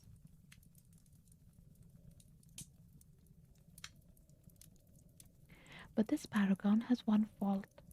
He is a bit of a Don Juan, and you can imagine that for a man like him, it is not a very difficult part to play in a quiet country district. When he was married, it was all right, but since he has been a widower, we have no end of trouble with him. A few months ago, we were in hopes that he was about to settle down again, for he became engaged to Rachel Howells, our second housemaid, but he has thrown her over since then and taken up with Janet Tregellis, the daughter of the head gamekeeper. Rachel was a very good girl, but of an excitable Welsh temperament, had a sharp touch of brain fever, and goes about the house now, or did until yesterday, like a black-eyed shadow of her former self. That was our first drama at Hurlstone, but a second one came to drive it from our minds, and it was prefaced by the disgrace and dismissal of Butler Brunton.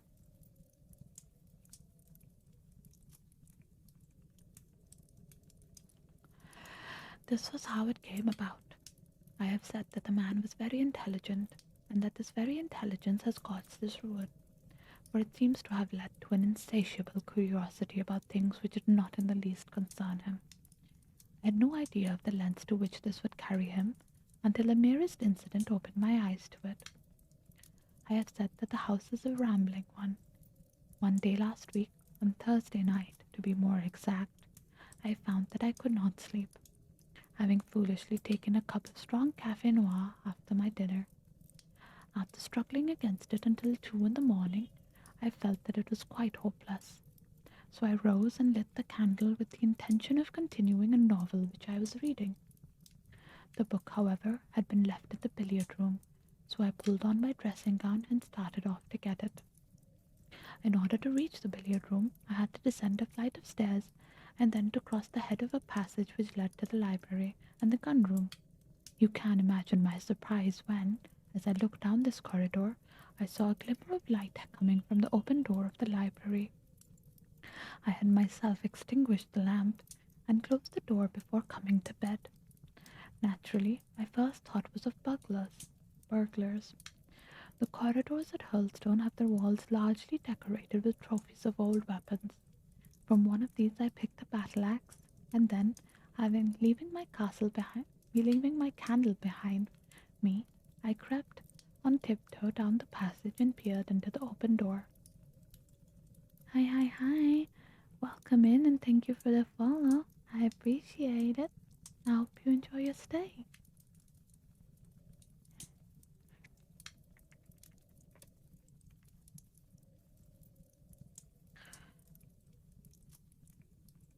Leroy?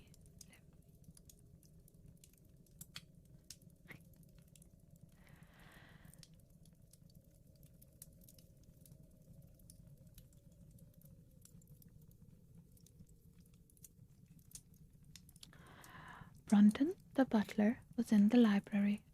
He was sitting, fully dressed, in an easy chair, with a slip of paper which looked like a map upon his knee, and his forehead sunk forward upon his hand in deep thought.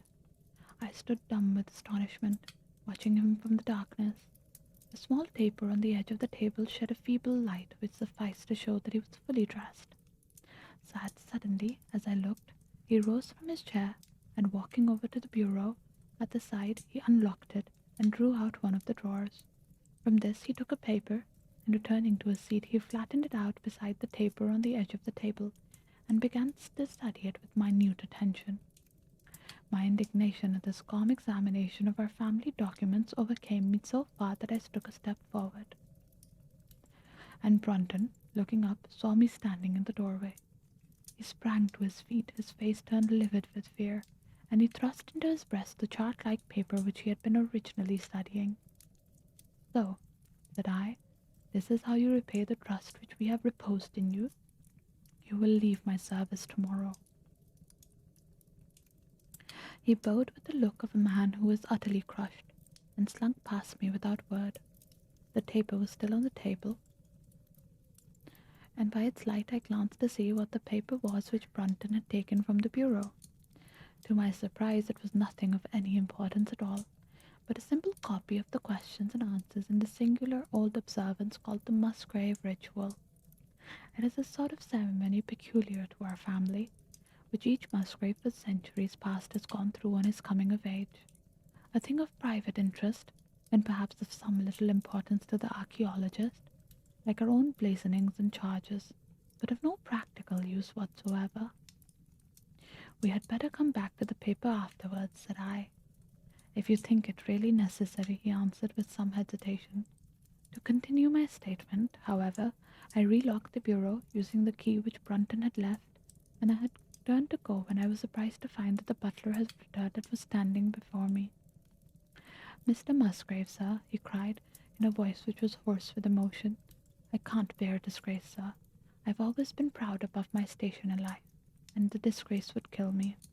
My blood will be on your head, sir. It will, indeed, if you drive me to despair. If you cannot keep me after what has passed, then for God's sake let me give you notice and leave in a month, as if of my own free will.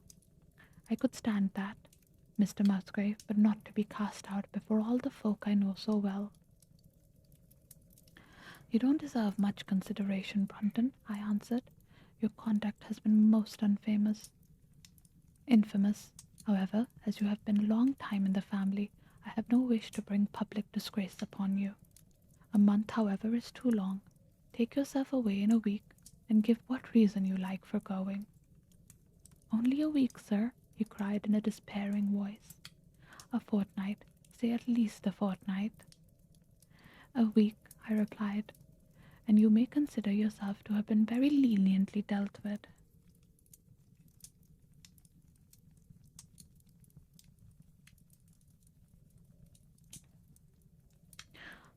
Ta-dum, bum, bum, ba-dum, bum, dum. Oh God, please don't do what I think you're gonna do. Okay, I'm just gonna close that. Thing popped up and I was like, oh no, this is gonna make a lot of noise.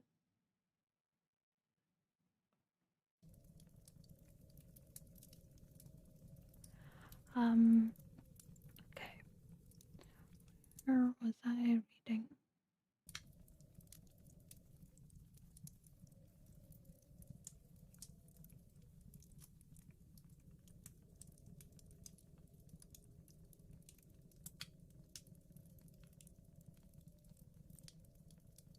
Okay.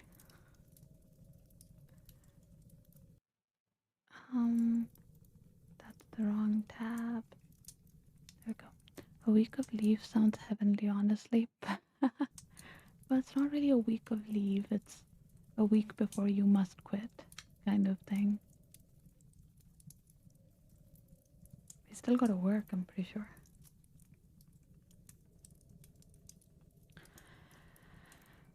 He crept away, his face sunk upon his breast like a broken man, while I put out the light and returned to my room. For 2 days after this, Brunton was most assiduous in his attention to his duties. I made no allusion as to what had passed, and waited with some curiosity to see how he would cover his disgrace. On the third morning, however, he did not appear, as was his custom, after breakfast to receive my instructions for the day. Sorry, I was too captivated by you. Hey.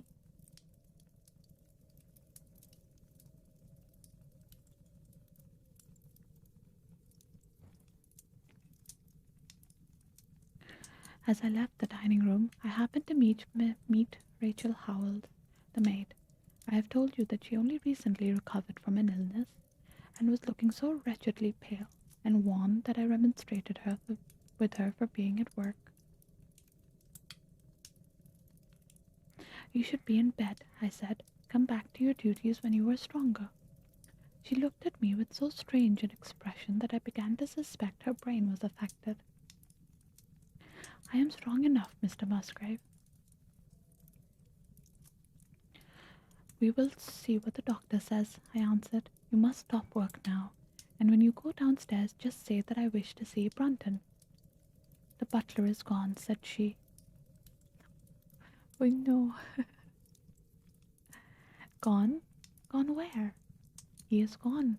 No one had seen him. He is not in his room. Oh yes, he is gone. He is gone. She fell back against the wall with shriek after shriek of laughter, while I, horrified at this sudden hysterical attack, rushed to the bell to summon help. The girl was taken to her room, and still screaming and sobbing, while I made inquiries about Brunton. There was no doubt about it that he had disappeared. His bed had not been slept in. He had been seen by no one he had been seen by no one since he retired to his room the night before, and yet it was difficult to see how he could have left the house, as both windows and doors were found to be fastened in the morning. His clothes, his watch, and even his money were in his room, but the black suit which he usually wore was missing. His slippers, too, were gone, but his boots were left behind. Where then could Butler Bronton have gone in the night, and what could have become of him now?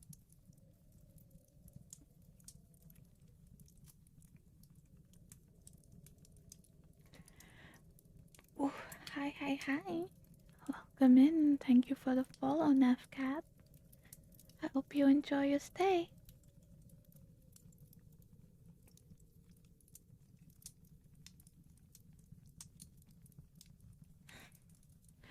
Of course, we searched the house from cellar to garret, but there was no trace of him. It is, as I have said, a labyrinth of an old house, especially the original wing, which is now practically uninhabited. But we ransacked every room and cellar without discovering the least sign of the missing man. It was incredible to me that he could have gone away leaving all his property behind him, and yet where could he be? I called the local police, but without success. Rain had fallen on the night before, and we examined the lawn and the paths all round the house, but in vain. Matters were in the state where the new development drew quite our attention away from the original mystery.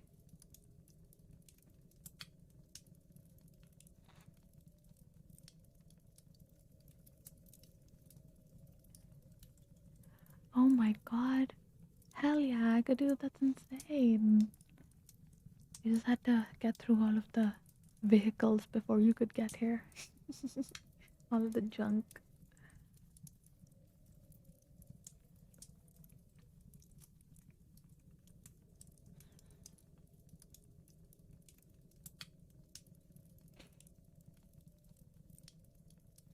The 2 days Rachel Howells had been so ill, sometimes delirious, sometimes hysterical, that a nurse had been employed to sit up with her at night.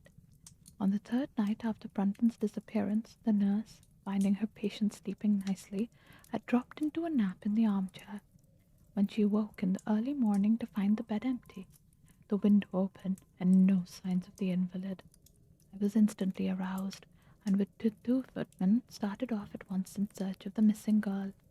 It was not difficult to tell the direction which she had taken, for starting from under the window, we could follow her footmarks easily across the lawn to the edge of the mere, where they vanished close to the gravel path which leads out of the grounds. The lake there is 8 feet deep, and you can imagine our feelings when we saw that the trail of the poor demented girl came to an end at the edge of it. Of course, we had the drags at once, and set to work to recover the remains, but no trace of the body we could find. On the other hand, we brought to the surface an object of the most unexpected kind. It was a linen bag which contained within it a mass of old rusted and discoloured metal and several dull-coloured pieces of pebble or glass.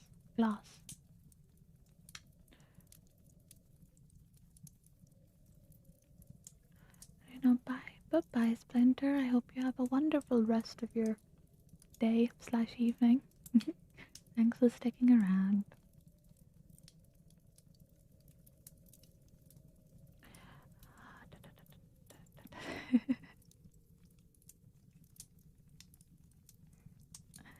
This strange find was all that we could get from the mere, and, although we made every possible search and inquiry yesterday, we know nothing of the fate either of Rachel Howells or of Richard Bunton. The county police are at their wits' end, and I have come up to you as a last resource. And thank you for the follow, Splinter. I appreciate it.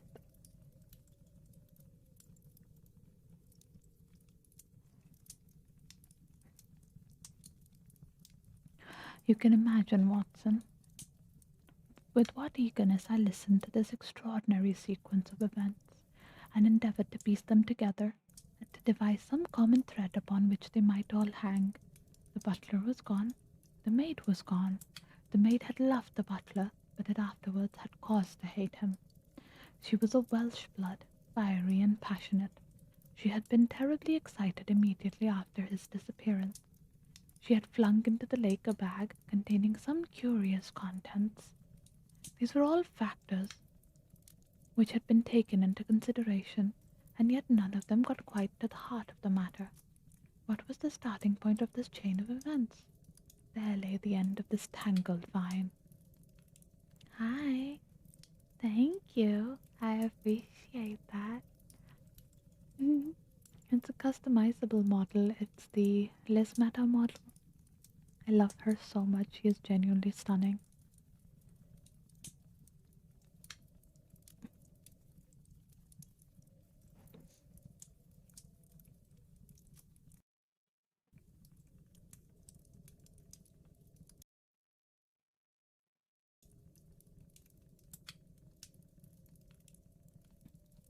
I must see that paper, Musgrave, said I, which this butler of yours thought it worth his while to consult, even at the risk of the loss of his place.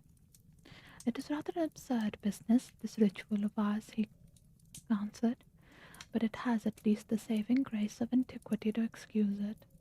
I have a copy of the questions and answers here, if you care to run your eye over them. He handed me the very paper which I have here, Watson, and this is the strange cat- catechism to which each Musgrave had to submit when he came to a man's estate. I will read you the questions and the answers as it stands. Yeah, she is an absolutely amazing model for real. Who was it? His who has gone. Who shall have it? He who will come. What was the month? The 6th from the 1st. Where was the sun? Over the oak. Where was the shadow? Under the elm.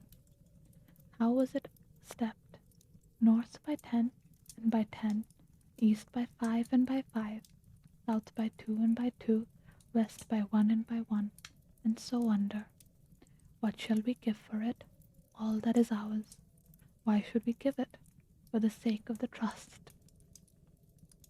This is a wild set of questions, okay? The original has no date, but it is in the spelling of the middle of the 17th century, remarked Musgrave. I am afraid, however, that it can be of little help to you for solving this mystery. At least, said I, it gives us another mystery, and one which is even more interesting than the first. It may be the solution of one may prove to be the solution of the other. You will excuse me, Musgrave, if I say that your butler appears to me to have been a very clever man, and to have had a clearer insight that 10 generations of his masters. I hardly follow you, said Musgrave. The paper seems to me to be of no practical importance, but to me it seems immensely practical, and I fancy that Brunton took the same view. He had probably seen it before that night on which you got him. It is very possible. We took no pains to hide it. He simply wished, I should imagine, to refresh his memory upon that last occasion. He had, as I understand, some sort of map or chart which he was comparing with the manuscript, and which he thrust into his pocket when you appeared. That is true, but what could he have to do with this old family custom of ours, and what does his rigmarole mean? I think that we should have some much difficulty in determining that, said I. With your permission, we shall take the first train down to Sussex, and go a little more deeply into this matter upon the spot.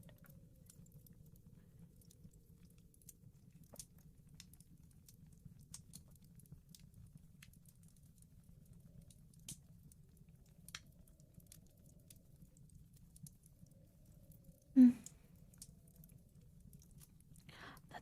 The same afternoon saw us both at Hurlston. Possibly you have seen pictures and read descriptions of the famous old building, so I will confine my account of it to saying that it is built in the shape of an L, the long arm being the more modern portion, and the short end the ancient nucleus from which the other had developed. Over the low, heavy lintel door in the centre of this old part is chiselled the date 1607. But experts are agreed that the beams and the stonework are really much older than this. The enormously thick walls and tiny windows of this part had, in the last century, driven the family into building the new wing, and the old one was used now as a storehouse and a cellar when it was used at all. A splendid park with fine old timber surrounds the house, and the lake, to which my client had referred, lay close to the avenue, about 200 yards from the building. Um, I love how your reading contrasts with the game I'm playing. What game are you playing, Scarvanite?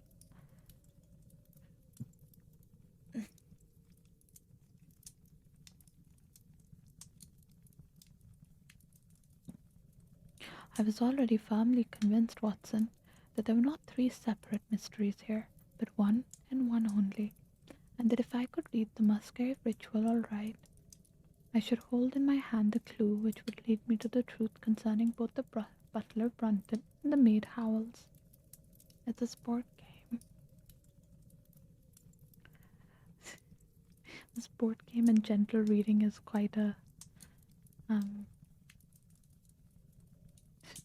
very, very different vibe.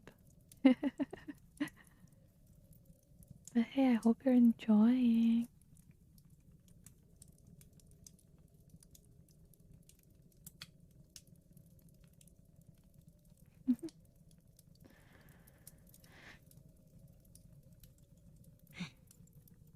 Hmm. To that, then, I turned all my energies. Why should the servant be so anxious to master this old formula? Evidently because he saw something in it which had escaped all those generations of country squires, and from which he expected some personal advantage. What was it then, and how has it affected its faith? It was perfectly obvious to me, on reading the ritual, that the measurements must refer to some spot which the rest of the document alluded, and that if we could find that spot, we should be in a fair way towards finding what the secret was which the old Musgraves had thought it necessary to embalm in so curious a fashion. I saw it. You really did spell it wrong, huh? But hello, welcome.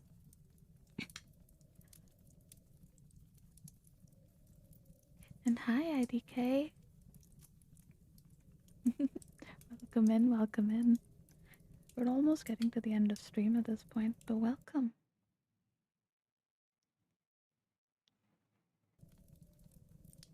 I say almost, how much more do I actually have? Never mind, we've got like 4 pages. This is a long story, Jesus.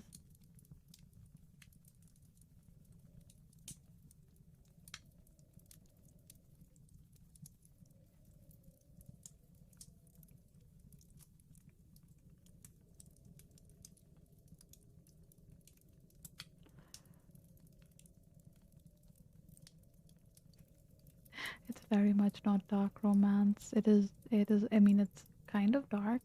It's Sherlock Holmes.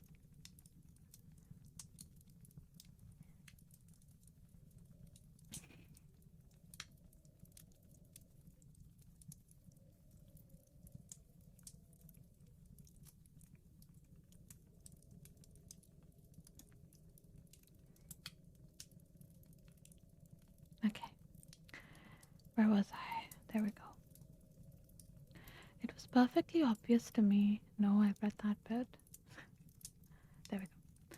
There were two guides given to us. There was two guides given us to start with, an oak and an elm. As to the oak, there could be no question at all. Right in front of the house, upon the left-hand side of the drive, there stood a patriarch among oaks, one of the most magnificent trees that I have ever seen. That was there when your ritual was drawn up, said I as we drove past it. It was there at the Norman Conquest in all probability, he answered. It has a girth of 23 feet. Here was one of my fixed points secured. Have you any old elms? I asked. There used to be a very old one over yonder, but it was struck by lightning 10 years ago, and we cut down the stump. You can see where it used to be. Oh, yeah, there are no other elms. No old ones, but plenty of beeches. I should like to see where it grew. We had driven up in the dog cart, and my client led me away at once, without our entering the house, to the scar on the lawn where the elm had stood. It was nearly midway between the oak and the house. My investigation seemed to be progressing.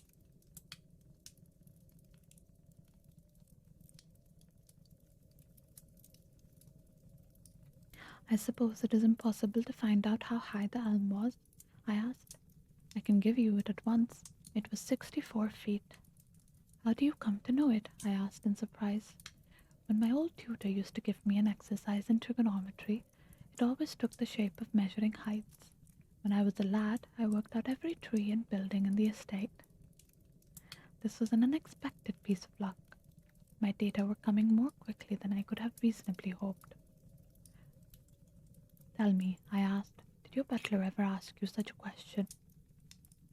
Reginald Musgrave looked at me in astonishment. Now that you call it a mind, he answered, Brunton did ask me about the height of the tree some months ago, in connection with some little argument with the groom.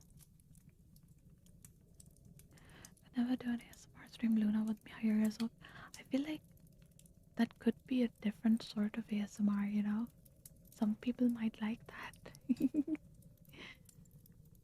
I often have to deal with construction noises. Apparently, chat enjoys it, so I've just accepted their weirdness.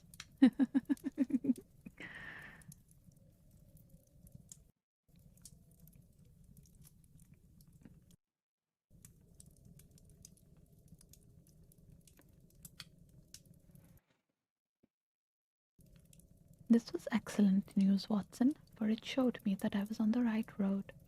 I looked up at the sun. It was low in the heavens, and I calculated that in less than an hour it would lie just above the topmost branches of the old oak. One condition mentioned in the ritual would then be fulfilled, and the shadow of the elm must mean the further end of the shadow, otherwise the trunk would have been chosen as the guide.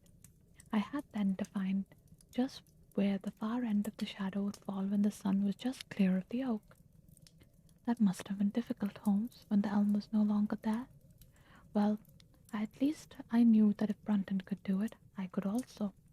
Besides, there was no real difficulty. I went with Musgrave to his study and whittled myself this peg, to which I tied this long string with a knot at each yard. Then I took 2 lengths of a fishing rod, which came to just 6 feet, and I went back with my client to where the elm had been. The sun was just grazing the top of the oak. I fastened the rod on the end, marked out the direction of the shadow, and measured it. It was 9 feet in length.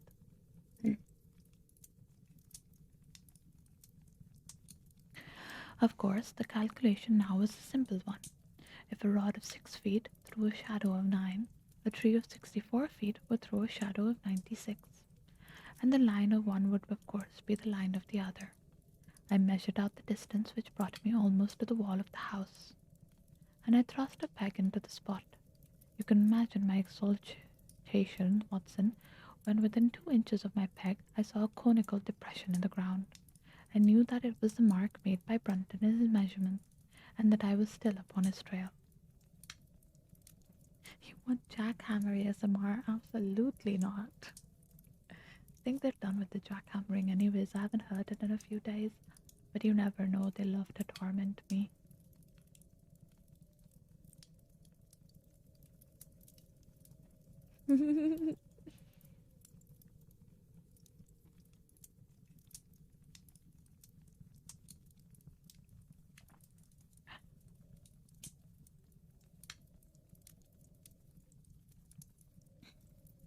From this starting point, I proceeded a step, having first taken the cardinal points by my pocket compass. 10 steps with each foot took me along parallel with the wall of the house, and again I marked my spot with a peg. Then I carefully paced off 5 to the east and 2 to the south. It brought me to the very threshold of the old door. 2 steps to the west meant now that I was to go down 2 paces down the stone flagged passage, and this was the place indicated by the ritual. But jackhammer, I can't exactly buy a jackhammer to give you jackhammer noises, you know? If construction's not happening, then unfortunately I cannot provide.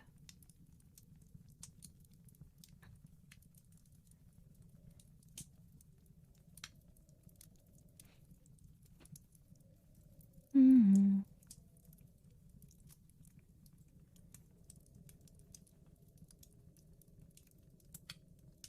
Mm-hmm. Mm-hmm. Okay.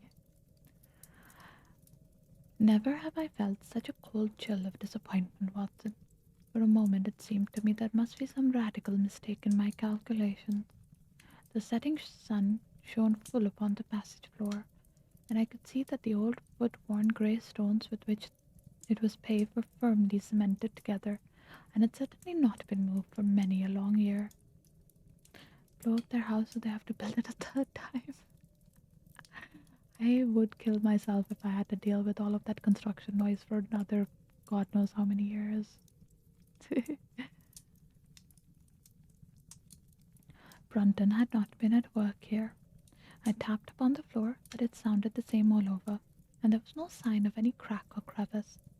But fortunately Musgrave, who had begun to appreciate the meanings of my proceedings, and who was up now as excited as myself, took out his manuscript to check my calculation. "And under," he cried. "You have omitted the and under." I had thought that it meant that we were to dig, but now of course I saw at once that I was wrong. "There is a cellar under this, then?" I cried. "Yes, as old as the house. Down there, through this door." We went down the winding stone stair, and my companion, striking a match, lit a large lantern which stood in a barrel in the corner. In an instant it was obvious that we had last come upon to the true place, and that we had not been the only people to visit the spot recently. It had been used for the storage of wood, but the billets which had been evidently been littered over the floor were now piled at the sides, so as to leave a clear space in the middle.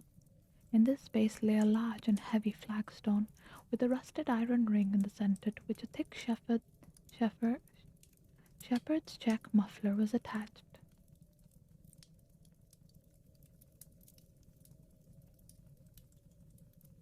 "By Jove," cried my client, "that's Brunton's muffler.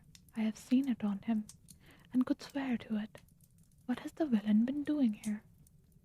At my suggestion a couple of the county police were summoned to be present, and I then endeavoured to raise the stone by pulling on the cravat. I could only move it slightly, and it was the aid of one of the constables that I succeeded at last in carrying it to one side. A black hole yawned beneath, into which we all peered, while Musgrave, kneeling at the side, pushed down the lantern. A small chamber about 7 feet deep and 4 feet square lay upon us. At one side of this was a squat, brass-bound wooden box, and the lid of which was hinged upwards with a curious old-fashioned key projecting from the lock. It was furred outside by a thick layer of dust, and damp and worms had eaten through the wood, so that a crop of livid fungi was growing on the inside of it. Several discs of metal, old coins apparently such as I hold here, were scattered over the bottom of the box, but it contained nothing else. At the moment, however, we had no thought for the chests, for our eyes were riveted upon that which crouched beside it. It was the figure of a man, clad in a suit of black, who squatted down upon his hams with his forehead sunk upon the edge of the box, and his two arms thrown outside each of it.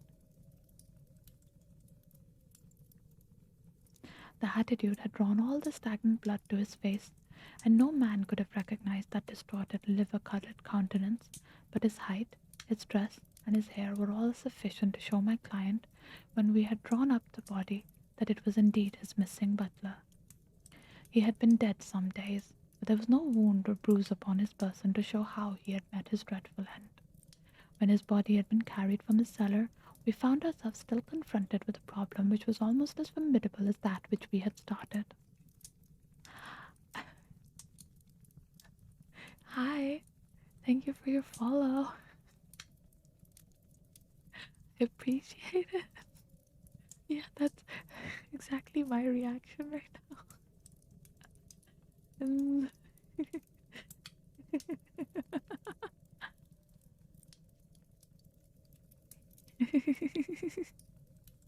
I mean, I guess.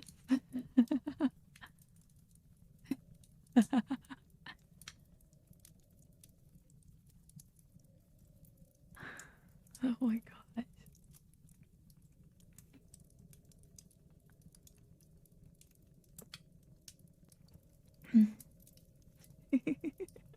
I don't.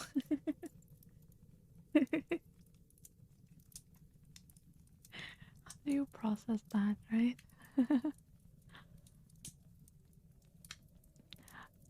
I don't think most of you guys were here, but I did at one point um, get followed by someone whose username was ASMR piss noises or something like that. So, I don't think this is the weirdest yet. I mean, they were perfectly lovely and actually like talking in chat, but the name really did throw me off then as well.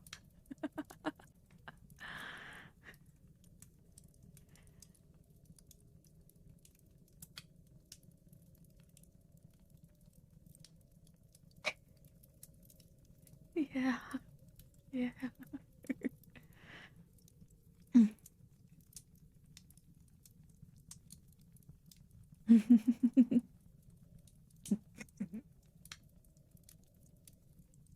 That is exactly the response. Oh my god.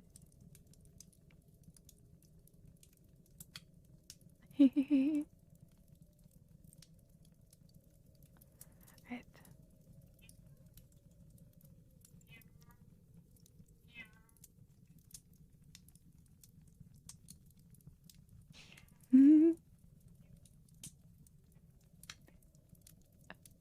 It's a cat outside my window. It's not even like in my room.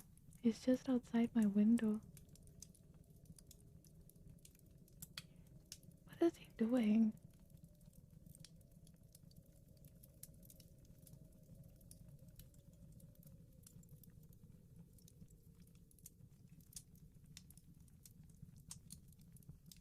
Making its presence known. Yeah, exactly. Right. I gotta finish this before I run out of time. Because I'm on a time limit today. Okay. Hmm. I confess that so far, Watson, I had been disappointed in my investigation.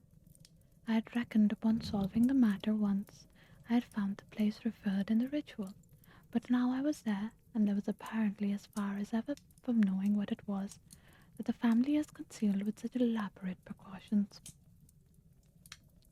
It is true that I had thrown a light upon the face of Brunton, but now I had to ascertain how that fate had come upon him, and what part had been played in the matter by the woman who had disappeared. I sat down upon a keg in the corner and thought the whole matter carefully over. Hi, hi, hi. Thank you for the follow. Miyabi. Welcome, welcome. I hope you enjoy your stay. You know my methods in such cases, Watson. I put myself in the man's place, and, having first gauged his intelligence, I tried to imagine how I should myself have proceeded under the same circumstances. In this case, the matter was simplified by Brunton's intelligence being quite first rate, so that it was unnecessary to make any allowance for the personal equation, as the astronomers have dubbed it. He knew that something valuable was concealed. He had spotted the place.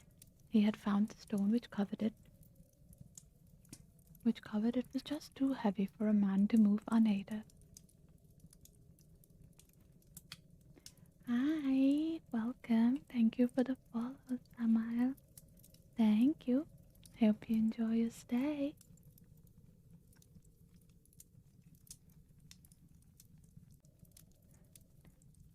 What would he do next? He could not get help from outside, even if he had someone whom he could trust, without the unbarring of doors and considerable risk of detection. It was better, if he could, to have his helpmate inside the house. But whom could he ask? This girl had been devoted to him. A man always finds it hard to realize that he may have finally lost a woman's love, however badly he may have treated her. He would try by a few attentions to make his peace with the girl Howells, and then would engage her as his accomplice. Together they would come at night to the cellar, and their united force would suffice to raise the stone. So far I could follow their actions as if I had actually seen them. Hi, Ham. Welcome in, welcome in. But for two of them and one a woman, it must have been heavy work, the raising of that stone. A burly Sussex policeman and I had found it no lighter job. What would they do to assist them? Probably what I should have done myself. I rose and examined carefully the different billets of wood which were scattered among the floor. Almost at once I came upon what I expected. One piece, about 3 feet in length, had a very marked indentation in one end, while several were flattened at the sides as if they had been compressed by some considerable weight. Evidently, As they had dragged the stone up, they had thrust chunks of wood into the chink, until at last, when the opening was large enough to crawl through, they would hold it open by a billet placed lengthwise, which would very well become the indented at the lower end, since the whole weight of the stone would press it down on the edge on this other slab. So far I was on safe ground. Hi, hi, hi, welcome in. Thank you for the follow, Paddy Cardo. Thank you. Hope you enjoy your stay.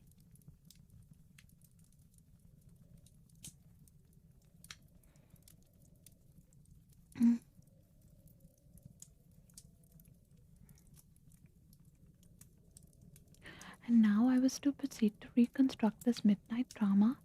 Clearly, only one could fit into the hole, and that one was Brunton. The girl must have waited above. Brunton then unlocked the box, handed up the contents, presumably, since they were not to be found, and then what happened?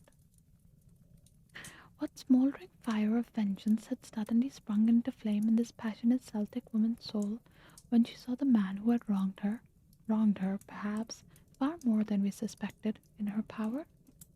Was it a chance that the wood had slipped, and that the stone had shut in Brunton to what had become his sepulchre? Had she only been guilty of silence as to his fate, or had some sudden blow from her hand dashed the support away and sent it to the slab crushing into its place? Be that as it might, I seemed to see that a woman's figure, still clutching at her treasure trove and flying wildly up the winding stair, with her ears ringing perhaps with the muffled screams from behind her, and with the drumming of frenzied hands against the slab of stone which was choking her faithless lover's life out. Mm.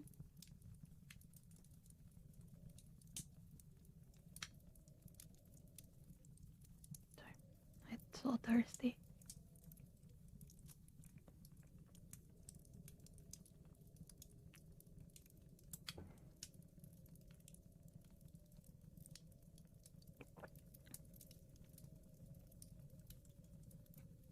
Here was the secret of a blanched face, a shaken nerve, appeals of hysterical laughter on the next morning. But what had been in the box? What had she done with that? Of course, it must have been the old metal and pebbles which my client had dragged from the mere. She had thrown them in there at the first opportunity to remove the last trace of her crime. For 20 minutes I sat motionless, thinking the matter out. Musgrave still stood with a very pale face, swinging his lantern and peering down the hole.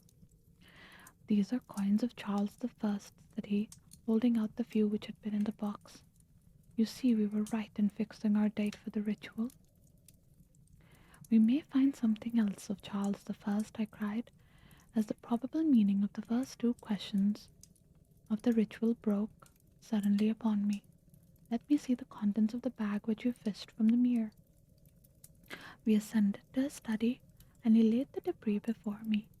I could understand his regarding it as of small importance when I looked at it, for the metal was almost black, and the stones lustreless and dull. I rubbed one of them on my sleeve, however, and it glowed afterwards like a spark in the dark hollow of my hand. The metalwork was in the form of a double ring, but it had been bent and twisted out of its original shape. "You must bear in mind," said I, "that the royal party made head in England even after the death of the king, and that when they at last fled they probably left many of their most precious possessions buried behind them, with the intention of returning for them in the most peaceful times. My ancestor, Sir Ralph Musgrave, was a prominent cavalier, and the right-hand man of Charles II in his wanderings," said my friend. "Ah, indeed," I answered. "Well now, I think that should really give us the last link that we wanted. I must congratulate you on coming into the possession, though in rather tragic a manner, of a relic which is of great intrinsic value, but of even greater importance in an historical curiosity." "What is it, then?" he gasped in astonishment. "It is nothing less than the ancient crown of the kings of England." Damn. God damn, bro. The crown? Precisely. Consider what the ritual says. How does it run? Whose was it? His who has gone. That was after the execution of Charles. Then, who shall have it? he who will come. That was Charles II, whose advent was already foreseen. There can, I think, be no doubt that this battered and shapeless diadem once encircled the brows of the royal Stuarts. And how came it in the pond? Ah, that is a question that will take some time to answer. And with that I sketched out to him the whole long chain of surmise and of proof which I had constructed. The twilight had closed in, and the moon was shining brightly in the sky before my narrative finished. "And how was it then that Charles did not get his crown when he returned?" asked Musgrave, pushing back the relic into its linen bag. "Ah, there you lay your finger upon the one point which you'll probably never be able to clear up. It is likely that the Musgrave who held the secret died in the interval, and by some oversight left this guide to his descendant without explaining the meaning of it. From that day to this, it has been handed down from father to son, until at last it came within reach of a man who tore its secret out of it and lost his life in the venture. And that's the story of the Musgrave ritual, Watson.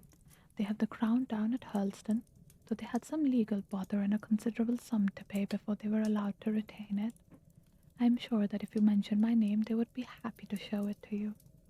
Of the woman nothing was ever heard, and the probability is that she got away out of England and carried herself and the memory of her crime to some land beyond the seas."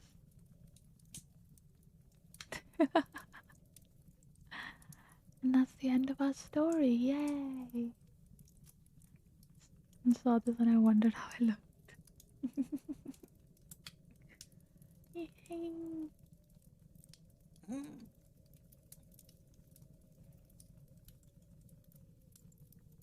Ooh, that was a good stretch. There's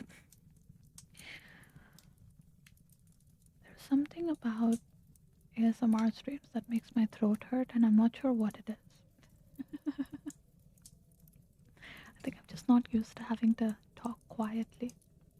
It's always throwing me off. Thank you, Agatha. Thank you. Mm. I'm doing good, Ham. Did not have very good sleep, but my day has been good. And it's been a lovely stream, I think. I hope you guys enjoyed it. Was so close to 50%.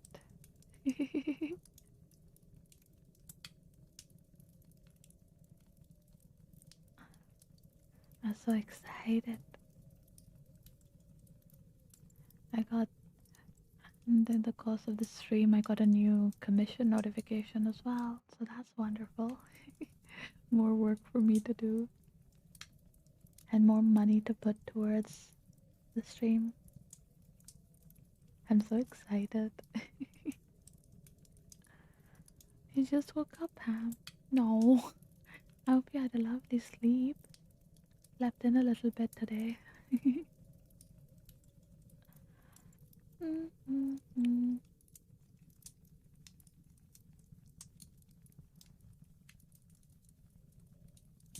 Yeah.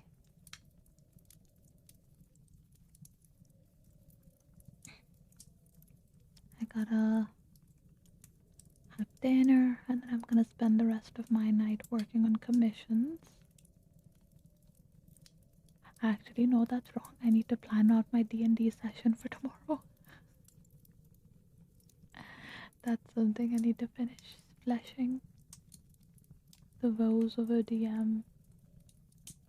Like, I know, like, I have the story planned. I know what the actual thing is gonna be, but I need to plan out the particulars. And get some NPC names sorted. Otherwise, these guys are gonna kill me.